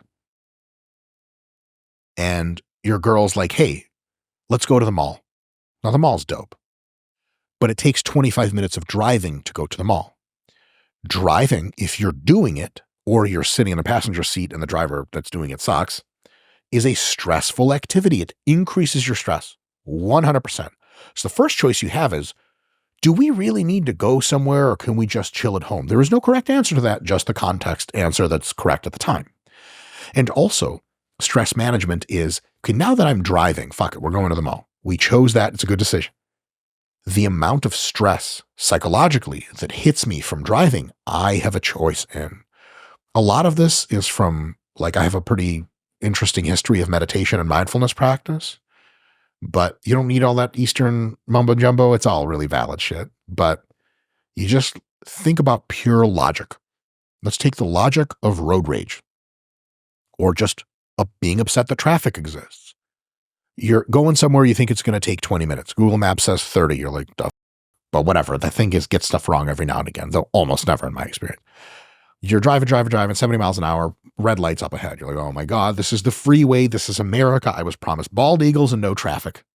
I'm going back to Russia, said no one ever. And all of a sudden you're sitting in traffic and you're pissed. And you start to have all these thoughts. Some of them you eject out of your mouth, like, what are they doing construction for? It's one of my favorite things. If you philosophically pick that apart, be like, oh no, you're right. Let's stop doing construction so the roads can decay and we don't have any roads. Construction is necessary. No, do they always do it at the right time? What are you, a systems engineer? You know what time they're supposed to be doing it? Do you know how the baking of the sun affects when? Shut up. But to paint that picture is logically, at a pure logical level, you can do nothing. There's a stand-up comic that was like talking about road rage. It is like, I'm in a stack of cars. It's as far as the eye can see. And the guy behind me is honking at me. And he looks like he's going to get out of his car. And I was thinking of things to tell him if he walked up to me, like, well, you see, sir, the cars in front of me are solid. So I can't actually go through them. That is the realest talk in the world. So in that moment, sitting in your car, you have a choice. Do I just put the podcast on, go to Modern Wisdom and get some knowledge in my head and just chill? Or am I like going to have these weird, totally logical thoughts of, like, why are they doing construction today? Or I wish I didn't do this. Well, do you have a time machine? No. Do you have a way to cancel all construction? No. You might as well chill. Road rage, being upset at shit the boss said, taking shit to heart, drama. That's another one. Any scenario you're presented with can be very dramatic for you, or it can be not so dramatic. How you handle disagreements. That's stress management. We're all going to be hit by stress regularly in our lives. Professional athletes have a lot less stress, but they still have stress. Someone said something on Instagram. What's that girl's name? Simone Biles? No, with the dreads, she's just like a 100-meter runner. I know the chick you mean. Yeah.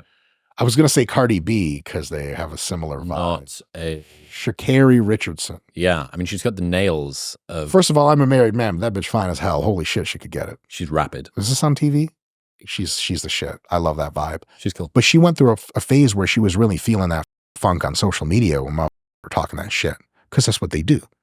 And if I was her stress management coach, I'd be like, do you know how much it matters what the people in the comment section say? Let's work through this logically. And I would tell her, it doesn't matter. You'll never see these people in real life. And if you do, they're either going to be really kind to you or they're going to shy away because they can't look people in the face. You don't have to be in your comment section. And if you're going to bring yourself into the comment section, bring yourself in with a mentality of what I call 50s kid, like leave it to beaver attitude.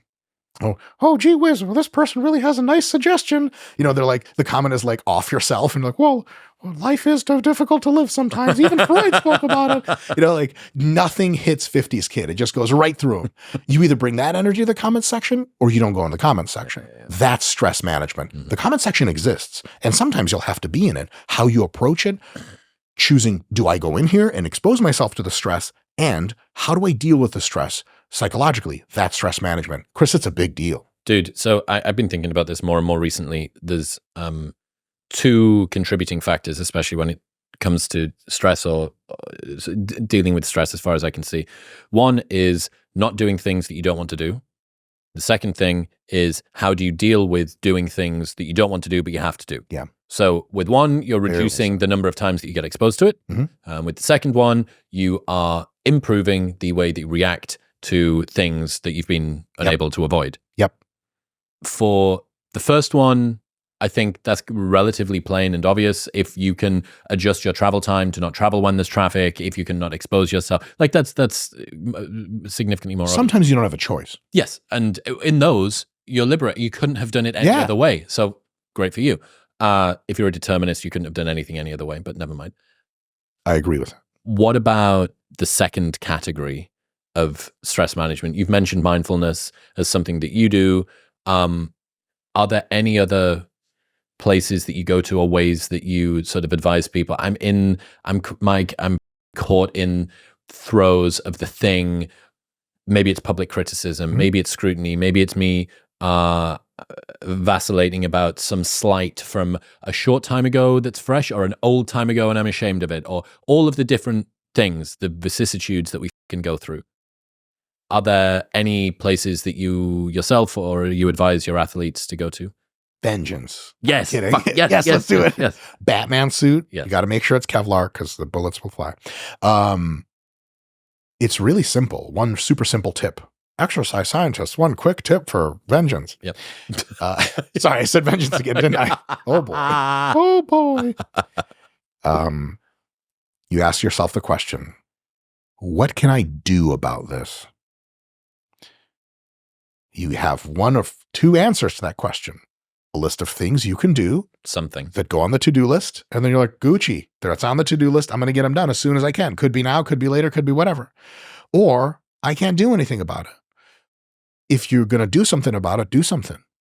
Like someone's like, this is kind of a bit off color, but some of these analogies. Because it's been so on color thus far. A certain kind of color. Brown, really. If you think about it. Whatever color vomit is, brownish yellow. Yep.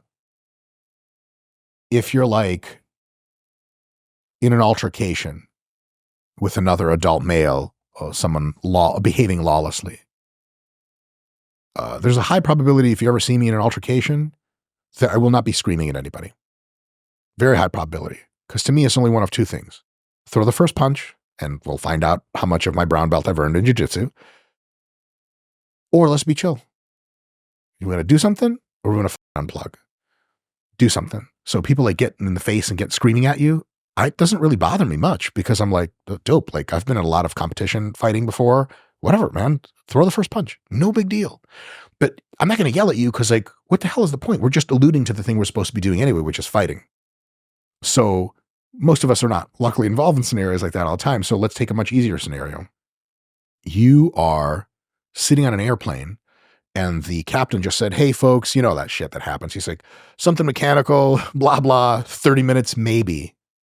What can you do about it? Now, how many people sitting in the back are licensed mechanics that are actually allowed to work on the Delta Airlines, whatever, Airbus A3, whatever? No one. Almost no one. So what can you do about it? Well, you have options. You can scroll on your phone to see if you can catch another flight. Almost never does that work out because these things don't have that happen that often. You can call some people that are expecting you or the hotel or whatever and tell them, hey, listen, I could be a lot late. Do that. Now, once you've done that, turn on the fucking monitor and watch the TV. Oh, but you're still on the ground. Hell yeah, you still got your phone. You still got wireless, man. You get the Start Modern Wisdom podcast, RP, whatever. More fun stuff than that. You're good. There is no more fun. There's correct. Go watch more of our stuff. Yes. There's nothing for you to do. And so you're good. And so any residual stress that you feel is totally fine. You'll still feel it, but it's like an archaic remnant of our primate times. You go too full stupid to figure shit out. Stoic fork of control. Yeah. Very nice. That's it. Very nice.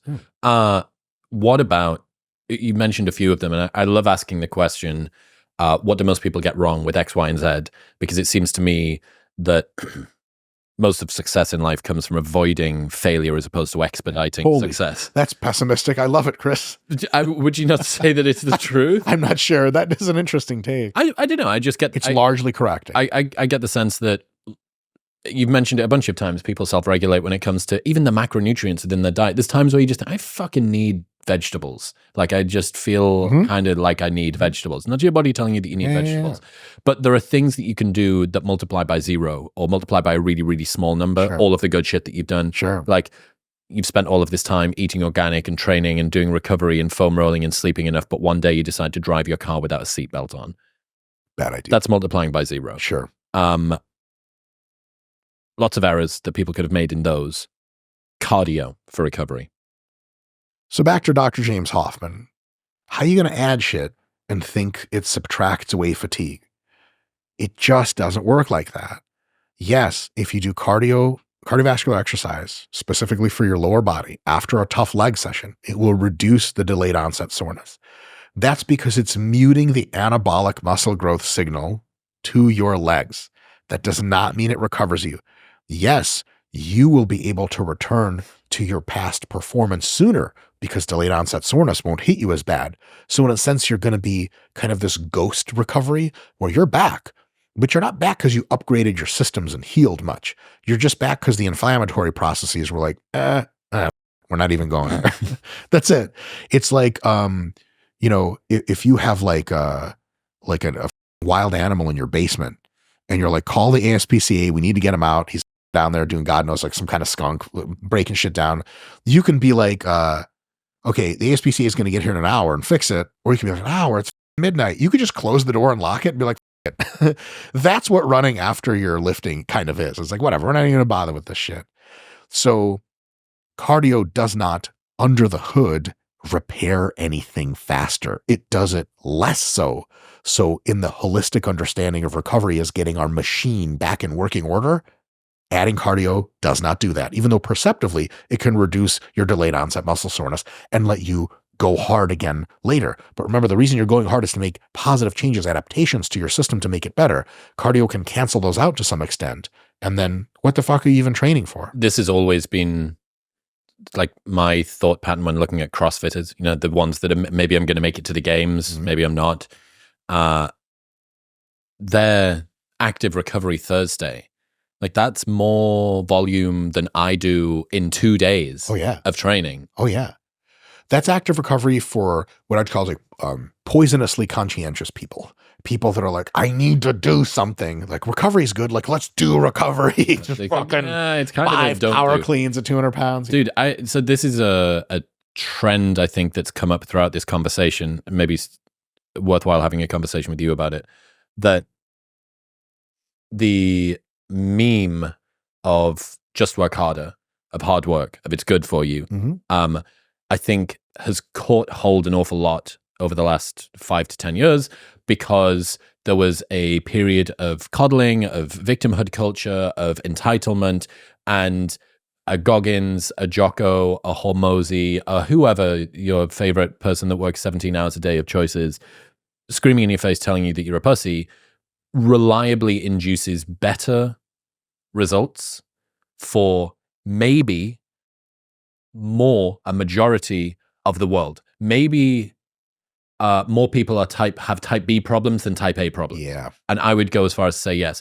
Also, even people that are type A, applying more effort to things often does result in some kind of improvement in performance. Derogation in quality of life, higher blow-up risk of some kind of burnout in knowledge work or injury in physical work, et cetera, but just that working harder and putting your nose to the grindstone more aggressively reliably induces better performance, maybe not proportionally, maybe not per unit of effort, diminishing returns, higher blow-up risk, all of these things, but it does get you closer to the problem. And the other thing is, it's kind of like punching up in a way that it's hopeful. It helps to lift up the people who don't have enough of the thing that some people have too much of. Like telling people to chill out. It's like, what do you mean? Like these lazy fucks out there, they need to get after it. All right. So type A people who are overly conscientious and too motivated and too disciplined or too diligent or whatever the fuck it is, too obsessive. They are always going to be seen. It's like a rich person complaining about how complex it is to file their taxes. It's like, yeah, whatever. But look at all of the good stuff that came along for the ride with you. Yeah. So yeah, I just think about like the hard work pill as a reliable route to maybe most people improving their lives, and maybe some other portion of people also improving their lives, but probably not the cohort of people that regularly listen to hard work content. Yeah. You know what I mean? Yeah. It's like those anti-sexual assault campaigns that are saying like, no means no. It's like, hey, the guys that didn't take no for no aren't going to be stopped by that. And the dudes that never needed to be reminded that no meant no are going to be terrified. Yeah, they also don't go to colloquia on college campuses usually. Yeah. Voluntarily. What do you think about that sort of conversation about hard work and stuff? I think you're hitting on a lot of really, really sharp points that have been a mini low-key frustration of mine. The kind of frustration that, you watch a reel with someone, you're like, oh, I wish they said that differently, which is so stupid because like everyone says shit differently. Everyone's got a grain of wisdom. And there's a way to see almost all advice in a very positive light and a way to see it in a negative light. It really depends on context, but I'm not just like saying, well, it all just depends. And then I sit here awaiting more questions. Much more relevant thing to say here. Hard work is an undefinable thing. There's no such thing as hard. So I can give there is. cogent, my doctor says soon we'll find it with enough pills. He says shame is what's keeping me from being this way. But he also said I should be ashamed of the kind of stuff that I'm into. So, for whatever task you have ahead of you that you're trying to work at, there are two ways to conceive of work. One, enough work that will complete the task. Two, enough work that will overwhelm your ability to continue to work productively. That is the functional, technical definition in context of what hard work means. If you finished an engineering project and someone's yelling at you about hard work, you're like, dude, what the hell is wrong with you? It's done. There's no more hard work to be done. If you are being yelled at about hard work, but you can't even read numbers anymore on the computer screen, hard work's not what you need. Relaxation's what you need. So we can also see it on a spectrum quality. Normally distributed, little bell curve. Most people work pretty fucking hard, but maybe not super hard. And you know what? That's probably really good because then they regularly recover and come back and work again. There are people on the other end of the distribution, typically people of low trait conscientiousness, as they currently express it, or with a decent genetic basis, usually some 50-50. Hard work is either something they don't give a shit about, or something they know exists in the ether and they hate doing, or as you move a little bit up in conscientiousness, but still on the low end, know they should be doing more of it and feel a little guilty about it, but they're like, Those people need, like, if you could pull the Hormozy essence out in a syringe and pull out the Goggins essence and the Jocko essence, motherfuckers need that shot to the arm. Yeah. Shut up and do shit. My friends, Dr. Melissa Davis had a poster in her room that, what does it say? No one cares, work harder. They need that shit big time because there's lots of people that just objectively are not working hard enough, and they're not having trouble recovering. They're just having trouble showing up and doing the thing. To them, that kind of advice, Goggins and et cetera, that's the best advice. They know that they need to do it, but they're insufficiently able to do it. For sure. And they might not even need to know that, like, I want to be rich. I want to be breaded up. I watch some Alex Hormozy videos, see $100 million. I want to get on that level. And this motherfucker 95% of the time is like, you need to shut up and need to work and need to grind. You're like, God damn it. I thought there was some kind of easy scheme for this, but apparently I just have to show up. People need to hear that, and it's good that they're hearing that, and it's great that all these guys are out there talking that shit. Amazing. But unfortunately, the kind of people that are the biggest consumers of that kind of content sometimes tend to be people who like preaching to the choir effect times 10. Well, it's confirmation bias. Confirmation bias. It's confirming because their they're already position. doing the Correct, thing. correct, But because they have high conscientiousness, they also have an inbuilt high guilt that they're not doing enough. Maximum Judaism, I call it.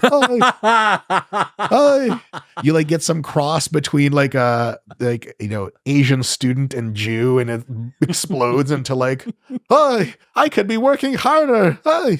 Like, I permanently exist in this realm, and my wife is Asian, so all we do are like, God, are we doing enough? Yeah. And then we have to like wind up use your anxieties. Oh my God, yeah. So when those people hear you need to work harder, they proximately are at risk of overdoing it. And overdoing it means you either have a bad time because you're working so hard all the time, you're exhausted, you get sick more often, you're not as productive per unit time. And you're not enjoying it. You're having a bad time. You're not having a good time, which high conscientious people don't really give a shit. If you tell them you're not enjoying it, they're like, awesome, I want to suffer more. You're like, no, hold on. No, right. Joy, fun. Right. And there's a way in which productivity can be super fun, and that's the best way to do it. The other thing to folks that are listening are super conscientious, fatigue of the psychological kind from working too much, even at your desk. One of the first victims of high fatigue is creativity. Now, you can still enter numbers in a spreadsheet just fine, but if you have to be creative, if you have to be mindful, if you have to come up with novel solutions, you had better be fresh. And fresh means you need to chill, and those people don't want to chill. I don't want to chill. I just want to work all day. And if they get me, if the coroner finds me and takes a picture of me dead at my desk with a spreadsheet and the hypertrophy app pseudocode up, I want a picture of that on the internet. I died in honor. Doing what I loved. Yeah, loved, sure. Was compelled to do. Loved and compelled to do. Yep. But those kinds of people do not need to hear more of that work is better type of shit. Yep. And I don't mean to say that the people putting out that content are, you're doing a disservice. Like you should be platforming, blah, shut up. Those people just have to like listen to that shit and be like, yo, those are wise words for someone else in their own time. And for when I need to turn it on. Yeah. Right. But not when I need to turn it off. There was a trend a while ago, which I really wish had continued, which was hashtag rest harder than me. So it was like a rest day flex. Yeah. And it was showing how low someone's step count was, looking at how many hours of Netflix that they do, this sort of shit. And I thought that was cool. Unfortunately, again, because there is this association between hard work and outcomes that you get. Sure. And reliably hard work induces better success, even if it is at the... To a point. Yes. Most people will never reach that point. And for them, telling them hard work is good is good. It's a good thing. But for the people who are most interested in really indexing on hard work, they maybe as often need to hear like hard work has to be balanced with recovery. The way my wife and I see it, is we consider ourselves professional work athletes. Mm-hmm. Like we're workaholics, full send, but also like we're trying to approach it from a sports science lens. And the way we justify our like chilling on the weekends or taking a vacation, because we get mega guilt about the shit. Like, holy fuck, you take my wife and I away from work for 3 or 4 days, we start to be like, oh my God, like I don't even know who I am anymore. Why do I deserve any of the things I have? Yeah. Like I'll use my card to buy some nice dinner and I'm like, where did that money even come from? I don't do anything. Those kinds of folks really benefit from hearing, hey, you need to chill. But also if you take on the professional work athlete mindset, the number one thing in your life can be working hard and producing valuable things for other people. Yes. Career. Yes. But because you're a professional work athlete, if Michael Jordan likes basketball a whole lot and he trains so much his arm starts to hurt, he's no good for the Chicago Bulls anymore. You're a professional work athlete. You're a machine that's number one. Like you're the number one engineer at your firm. You're that guy and it's awesome. In order to be that guy next week and the week after and the week after, you had better Friday night better come and you had better switch the off and chill. Yeah. And people will be like, what are you doing Sunday? You're like, dude, I'm smoking blunts and eating Chinese takeout food. And they're like, really? You don't do like extra engineering work? Because I got to rest up. You'd be like, rest up for what? So I can be sharp as a tack on Monday. That's cool. That's the way to think about it. There's not a fight there. It's a collaboration. Right. You earn that recovery when you train hard and you work hard, you put it all in, and then you take that recovery, for its own sake, because it's fun. And those low conscientious people, you don't need to convince them of that because they're like really good at that anyway. For high conscientious type A people, you got to see your recovery as this is medicine for me so that I can heal and go back to work and be my best. So even if work is your number one organizing principle of life, rest and relaxation recovery is critical to see it as that thing that allows it to. It's like, can you imagine you get to like a fuel pump for your Formula One car and the pit crew guy's like, I'm not going to fill it up. You're like, but I have 30 more laps. He's like, do it on fumes. You're hardcore. You're like, I'm sorry, what? I don't understand physics that well, maybe. So like you have to support the system. When you pit, let everything get recovered and then go out and run laps again. Talk to me about heart rate and the overthinking BS of that for recovery. There's a bunch of different types of metrics you can do with heart rate. You can do heart rate variability. You can do average heart rate. You can do resting heart rate, so on and so forth. They're super valuable, but they tend to have a degree of randomness built in, and a degree of various events in your life will interfere with them so much that if you look at these things in isolation and you plan your training around them, they could be a lot of noise and not a lot of signal. And if your heart rate variability happens to be off the charts and your app says, hey, listen, you might be overreached, check in with your other factors. What's my desire to train like? How is my physical preparedness? How has my training been? How is my sleep? If everything's Gucci, but your heart rate variability is a bit weird, don't worry about it. Some people, very metric people, very logical people, they want a number, ideally one, to tell them the thing. And then I do the thing based on the number. And I wish heart rate scores were that, but they're not. Similar things applies to sleep scores on those apps you have. You put the phone in the bed and it gives you a sleep score. That's a valuable piece of information, but it is not a standalone thing of information. Why do I say that? Because people come to us for RP, for coaching and all this stuff. They just want to inundate you with data. They're like, well, my heart rate's been XYZ. And we're like, chill. That's cool. Well, that's absolutely critical. We need that information. Let's talk about other stuff. And it turns out while they're really numbers focused on heart rate, they couldn't tell you what their calories or macros were. They couldn't tell you how many arguments they got into with their kids and their wife. And that shit matters like 100,000 times more than what your heart rate is. The other thing about heart rate is it tends to be a lagging indicator versus a leading indicator in many cases. So like once you have the flu, your heart rate variability is all, you're like, oh, I'm sick. I should be sick. Oh, I am sick.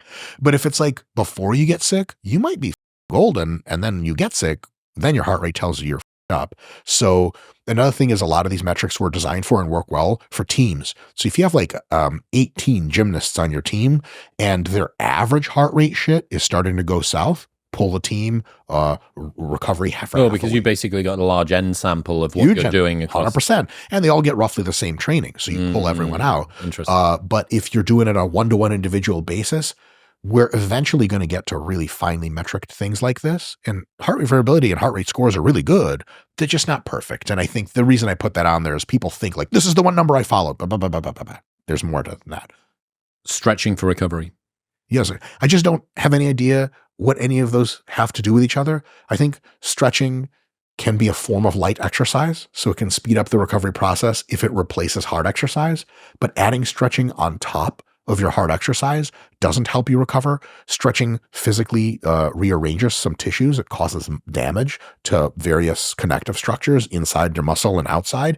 And so they actually need more recovery. It's like if you stretch sufficiently difficult to engage a response where you're going to be more flexible after, it requires recovery for that. So stretching feels good. And if it feels good and it really relaxes you, some light relaxing stretching, like I have friends who like will do weed and then stretch, and they love it. I get a few friends. Right, for sure. But like, you can tell they're relaxing. They're not like stretching and fucking, for people, the stretching is difficult and annoying. Shit is not recovering you from anything. I've heard that there's different buckets of people, some of whom get a lot of pleasure from, is it the muscle spindle response? Sure. Yes. The stretch response. Yes. I think I'm one of those people. If I do yin yoga, I lie down for 20 minutes and I do some bird dog or whatever it is. Like, I'm like, this feels nice. Yeah. Like, it just feels like it's nice. Yeah, like, for feels sure. good to me. For sure. But not for everybody. Not for everyone. Also not for super intense periods and so Correct. Yeah, we just reviewed it'll be out in a few weeks, but we reviewed, or maybe it's out now already, depending on when people catch this. We're reviewing a David Goggins for the Exercise Scientist Friday show on the RP Strength channel. Great. I can't wait to see that. Yeah. And so like, he says that he like stretches for 2 or 3 hours every night. Yeah. And I'm like, just to me, I'm just, what I said on the channel is like, unless you're like an Olympic level gymnast, level of flexibility requisite, but you don't actually train gymnastics, so you have no flexibility, that's the amount of time you would need to stretch. Like if I was like, hey, Chris, I need to be able to have my toes in full splits touch my asshole the other way around. You're like, yeah, you're going to need like 2 hours of stretching a day for that shit. Then ain't nothing 2 hours of stretching is going to do for you other than like spend 2 hours of your time doing something that if it's not psychologically relaxing for you is physically disrupting systems, and that would require its own recovery. So stretching is not analogous to recovery. Stretching is stretching. And if light, gentle stretching in a certain serene mood with the yoga music on, if that helps you woosah, hey, God bless you. That's awesome. But if you think like, okay, I need to recover. What's science say? Stretching. I got to start stretching. You start stretching. That ain't it. That's not going to do it. What does the evidence say about hot and cold therapy, saunas, cold plunges, and the like? Yeah. It's really difficult to measure recovery outside of just performance. And the performance data is mostly like, hot and cold contrast stuff can do the same thing recovery-wise that cardio after training can do. Specifically, cold exposure and contrast can have this cascade where they cool off your inflammatory systems. That means under the hood, there's no recovery going on, actually less. The systems aren't getting healed. They're not getting fixed. Because they're not getting fixed, so the way the recovery works in the human body is if you have take on some muscle damage, is the immune system infiltrates all those cells, but it brings in the kitchen sink. It's like if someone's house flooded and you looked at it from the outside, you might not know. Like, but it looks normal, but it's up in the basement. Trust me. You can still live in the house too. But if you have a crew come in and deflood your house, they bring that giant truck with the hose and the generator's like, and it's pumping out the water and they got like redo some of the wood. You can't work and look and live in that house. That's what the immune system does to your muscles when it comes in. It fucks a bunch of shit up. It takes a few hours, few days to do that. What contrast bath is basically, or cold exposure, non-steroidal anti-inflammatories, and exercise after you've already done exercise is basically putting up a notice at the front gate to the people that are going to drive in with the truck to take the water out of the flooded house, is tell them like, hey fellas, come back tomorrow. And they're like, now the house isn't getting any better, but if you want to work in that house later, if you're in an upstairs office and you're writing your magnum opus, you don't want the generator running. So you're like, no, come back. So you're saying that's what that stuff is. You're saying that masks recovery. Heat and cold does not promote recovery. Not in any way that helps the tissues fix themselves faster. Absolutely not. There's no evidence that whatsoever. And the evidence is actually contrary to that. It delays that process. Heat is a mixed bag, basically still kind of unknown. It's not super clear what heat does. We know that psychologically, people who enjoy heat exposure, like saunas, what about the stress? They love it. Oh, they love it. If they love it. But if you have an athlete that hates the sauna, do not make them go to the sauna for recovery. Because sauna is good for recovery and good for stress management. No, it's good for gym and gym stress management. Jim loves John hates it. 100%. Like if you like jazz music and it relaxes you, jazz music for an hour is dope. If you hate jazz music, what the hell am I going to put you in a room, make you listen to music you don't like? That's like hell. That's like some kind of modern corporate version of hell. So all of that stuff, contrast, cold, plunges and all that shit, it doesn't do recovery. It does masking. It does a reduction of the inflammatory from a physical process. Perspective. Correct. But the inflammatory process is actually what does the recovery. It just takes time. The best thing, if you have sore muscles, sleep, eat, chill the fuck out, and wait. Then the sore muscles aren't sore. Now they're bigger and stronger. If you take a shitload of NSAIDs and do a bunch of cold plunges, yeah, you'll feel much better very soon, but you didn't grow any muscle. And these all things are cold and NSAIDs are confirmed to reduce the amount of muscle growth you get. So these are masking things. They're not helping you recover. I think when most people think recovery, they're thinking of like that futuristic machine in those like sci-fi movies where you like the Bacta tank and Star Wars, you get in, Dragon Ball Z, and some kind of chemicals get in little nano machines, and then you come out, you're actually healed and fixed. Cold, heat, etc. They don't do that. They just don't. You mentioned NSAIDs, maybe a little bit extreme, but what about recovery supplements? I'm aware of no supplements that you can qualify as recovery supplements unless they're a shake of carbohydrates plus high quality protein. And then there's just food, but delivered in a different system that may be more convenient.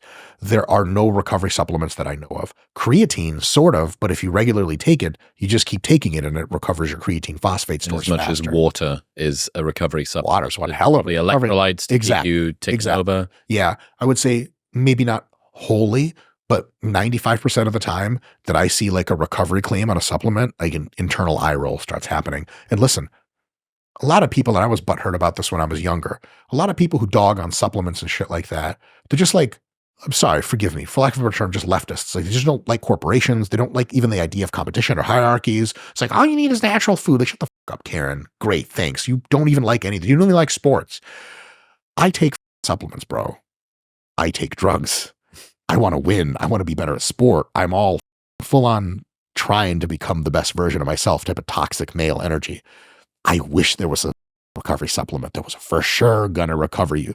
Now, like there are acute recovery supplements that work really well. You get a big old bottle of water, you drop some element into that.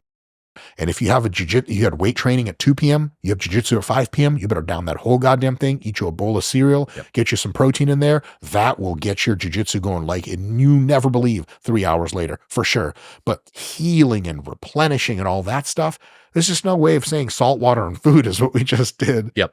That's it. That is a recovery supplement. But it's like, if you don't have any salt dynamics issues and you get enough salt in your diet, drinking an element first thing in the morning every day is well on my way to recovery. Like, that's not how that works. So, when you need it, it's golden. When you don't, what you doing? There's no magic recovery pill. Now, if I'm being fully transparent, anabolic steroids and growth hormone are one hell of a recovery supplement, but they got their downsides too. Insulin, growth, insulin, and a shitload of primobolan. Holy and you're recovering like you wouldn't believe. Made of rubber and magic. Oh yeah, sure.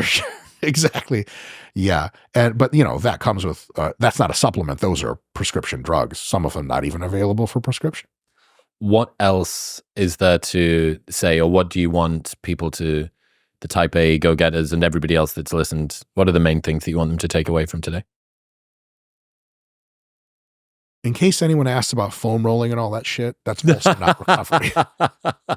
Percussion guns. Yeah, like that's for pain management. It's not even for injury management, because almost all evidence-based physios are almost unanimous on the fact that the forces required to alter tissues are like 2 orders of magnitude higher. Like if you got hit by a car, they'd be like, that did something to his tendons. Anything short of that doesn't really do anything. Sam Spinelli and Quinn Hennick. My favorites. I had throw Adam Meekins in there and it's a fucking... Dude, Quinn was episode 11 on this podcast. You're going to be like 850. Shit. And I think Sam... Hey, remember Sam's old Instagram handle? What was it? The Strength Therapist. Problem with that is... he used to be called The Strength Therapist. Problem with that is that if you do it all in lowercase, all without any spaces, it also spells the word The Strength the Rapist. Difficult situation. Then changed to Dr. Sam Spinelli. What is this guy doing? The strength. Strength. He's doing the strength and the raping. I remember they were telling me about, one of them was telling me about the research that was done on mice. I think they ruptured the little mice's like Achilles tendons or some shit. And then they use a scraping tool. And they say, look at this scraping tool. What they do, you have to dig into the research to look at the fact they were using human-sized scraping tools and human-level pressure on these little mice. Yeah, 2 orders of magnitude. Yeah, so like basically the amount of pressure that you would need to do in order to be able to affect like real change in the tissues is so high that you'd be like ripping flesh off. Oh yeah. So like lifting heavy, but not super heavy, like comfortable sets of 15 is a really awesome stimulus to reconstruct your tendon. But like, that's a lot of fucking force throughput. No one's going to foam roll that hard. You need barbells for that shit. You take a barbell, foam roll that shit. That'll feel not so good. So foam rolling and all massage guns and stuff, that's for injury, as for pain management, not even injury management. So you have a knee that feels weird, you foam roll, it feels better, you squat, God bless you. That's awesome. But just, there's not a lot of physical stuff going on underneath. It's mostly neurological, psychological. So that's a thing. But in the end, it's this. Be a person who trains and works hard to get the actual results. Be mindful of your degree of fatigue. When your fatigue gets too high for you to continue performing at your best, pull back. Focus on sleeping, always. Focus on good food. Focus on managing stress so that you're not fritzing and fitzing over shit that's not going to affect your life. And especially when you pull back, reducing your workload, get tons of relaxation, laughter with friends, physical touch, compassionate activity, so on and so forth. Dogs, Netflix, documentaries about dogs, 2 in 1. Get all that stuff going. Lower your fatigue back down to a state from which you can platform your next big move and worker and training, and then repeat the process. If you're sleeping well and consistently, if you're eating well and consistently, if you are not stressing too much, if you're taking enough time for relaxation, then you have just the major 80, 20, 90, 10 of the whole thing sorted. You don't need to sign up for any weird courses. You don't need any weird bands to wrap around yourself. You don't need drinks or potions or pills or powders. And there's not some kind of life hack where you wake up at 4:30 in the morning that's going to get you to recover better. I'll end this with Dr. James Hoffmann's famous words. Recovery is almost always, almost everywhere, about doing less rather than doing more. So cool. I really hope that, and this is largely for me, selfishly, I really hope that a culture of this, like, antidote to the type A problem. The balance. Yes. I really hope that that starts to come back around. The problem is that it's way less sexy. It's not sexy at all. And it sounds like you're acceding to laziness. Correct. Nobody needs to be told to chill out. Well, most people don't, but the very highest performers do. Correct.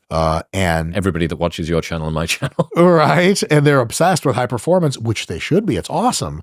But you got to understand that you operate a physical system. And to tell yourself, you know, that you had that one guy on and you had a quote from him that's on your Instagram a lot, which is super fucking brilliant. It's about like, I don't ever let up on myself. I beat myself over. I work myself to the ground. And maybe, just maybe, I'll give myself half an hour to breathe at the end of the day. Yeah. So that whole spirit energy is something people take into this situation. If you ever need some clarity on how to think about recovery, remember, not analogize, remember the reality that you are a machine.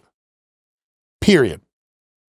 And if you look a machine in the face, you look yourself in the mirror and you're pussy, you need to work harder. Maybe you're right, but maybe you're way on the other end of that and you need relaxation and rest and recovery because you're a physical machine that needs to be repaired. And think about, if you assess logically, like, okay, I have every single characteristic currently of overreaching. I'm not at high performance. I'm clearly exhausted, but maybe I can do more. There's no pot of gold at the end of that rainbow. Promise you. I promise you. I've overtrained for a bodybuilding show. It takes months of just ignoring. I would finish recording a video for a YouTube channel and some other resources we have at RP. It would be like sixth video in that 3-hour span. And as soon as I finished recording, Scott would start processing it. And I would have a fever chill run through my body. Like, that's how far I pushed it. Like, it's not even a physical effort. Beyond. I would wake up every morning afraid and just completely crushed at the megalith monsters I'd have to fight that day. Yeah. And because I'm a conscientious, mega whatever, psychotic Jew, I was like, more. Grab the fucking sword. I'll die here. Yeah. I don't care. But nobody gives you awards for dying. You get awards for creating valuable things and looking a certain way. The other thing there is that you look at the mega day and the huge to-do list that you've got, and after a little while, if you push yourself really, really hard, you actually realize that objectively, it's not that hard of a day. But the way that you have pushed yourself has got it to the stage where little things feel like big things, which makes you feel like more of a pussy, which was the self-fulfilling fear that you had all along. Did I become a bitch? Maybe it's because I didn't work hard enough. And then you're back in that shit. So for those kinds of times, remember this. Would you ever have a mechanic? Let's say we have like one of the ASML microchip design machines, the microchip stamping factory. Can you imagine if one of the technicians came out and we're like, we need more of this like lubricant oil in the machine? The guy who heads the fab at TSMC would be like, nah, man, we got to fucking push it harder. Like, what? That guy would be like, okay, you need to sit down and take psychiatric medications. Someone else is in charge. Yes, let's put the oil in. We got a machine to run. It's just as ridiculous for that person to say that about a physical machine that needs recovering and fixing and healing. It's just as ridiculous for you to say that to yourself in the mirror and call yourself a pussy and say, I'm not doing enough. Do you logically really think you're not doing enough? Give me evidence. Give me your total work rate that you've been at. Give me evidence of signs of fatigue. If you still got it, fuck yeah, burn that shit. But if you're already frayed, if you're already exhausted, there is no pot of gold at the end of that rainbow. Now your job is to pull back. And it's a weird thing. Here's why it's weird, Chris. Not only are you conscientious to begin with, to be doing this, pushing hard, you're in fight or flight mode now. Remember, cumulative fatigue causes more fight or flight mode. Now you're like a frayed animal. Like, you don't come up to a skunk that you just got out of a drain because it was drowning and go give your finger to it because it'll bite you and shit like that. That's how you feel. So you're not instantly in the mode of like, oh, thank God it's time to relax. You're like, okay, I've done enough work. Okay, I got to go relax. How does that work? it takes a little while to wind into that process. Mm. Process you should be getting good at because you're an athlete. You're a professional work athlete. Yeah, Whatever it is you do, that's the skill of your doing job. nothing, the Yes. skill of recovering. It's tough. For some people, work is difficult. For the kind of crazy assholes that are going to listen to this and nod along, it's pulling away from work that's difficult. And you have to realize that. And you have to think, am I the kind of person that is driven by exclusively compulsion to work, like a animal, but some kind of work animal? You know, like you leave a husky for 5 minutes and it's like, I need to pull a sled. Is that you? Or are you a mindful person that has the overarching goal of being super productive? If you're that athlete and coach to yourself, if you're a strategist, you know when to attack, you know when to retreat. When a general in war makes a strategic pullback, very few competent people are like, fucking pussy. That's not how it works. Yep. If you can see that bigger picture, then you can look top down from yourself and go, okay, Mike, you've done enough. It's Friday, 4:30 p.m. Your brain is gone. It's time to pull back and architect your weekend in advance with activities planned out to recover and relax so you can be your best next week. That's the big picture. Awesome, dude. Really, really good. I really think that this is information that a lot of people, especially people that listen to this channel, need. For sure. All of your things, where should people go? Well, I have a t-shirt on to remind me. I can't read upside down, so I have no idea. RP Strength, Renaissance Periodization on YouTube, RP Strength on Instagram, Dr. Mike Israetel on Instagram. And look, if you see my face, click on the reel and then just go and Follow me from the algorithm will do all the other stuff. Yeah, we talk about this kind of stuff quite often, mostly about getting jacked, getting lean. We do get into recovery every now and again, RP. Hilariously enough, most of our content on recovery is something we just have to take on the chin with the algorithm because people don't really know. Thousands of people still tune in, but not hundreds of thousands, more like tens. And that to me says one of two things. One, maybe more people need to hear work harder than need to hear relax, but probably not enough people that need to hear relax are clicking on the videos. 100%. Yeah. 100%. Dude, I really appreciate you. Thank Until you next so much, time. Chris. I love it. Thank you very much for tuning in. If you enjoyed that episode with Mike, you will love my conversation with the one and only Mr. Chris Bumstead, which is available right here.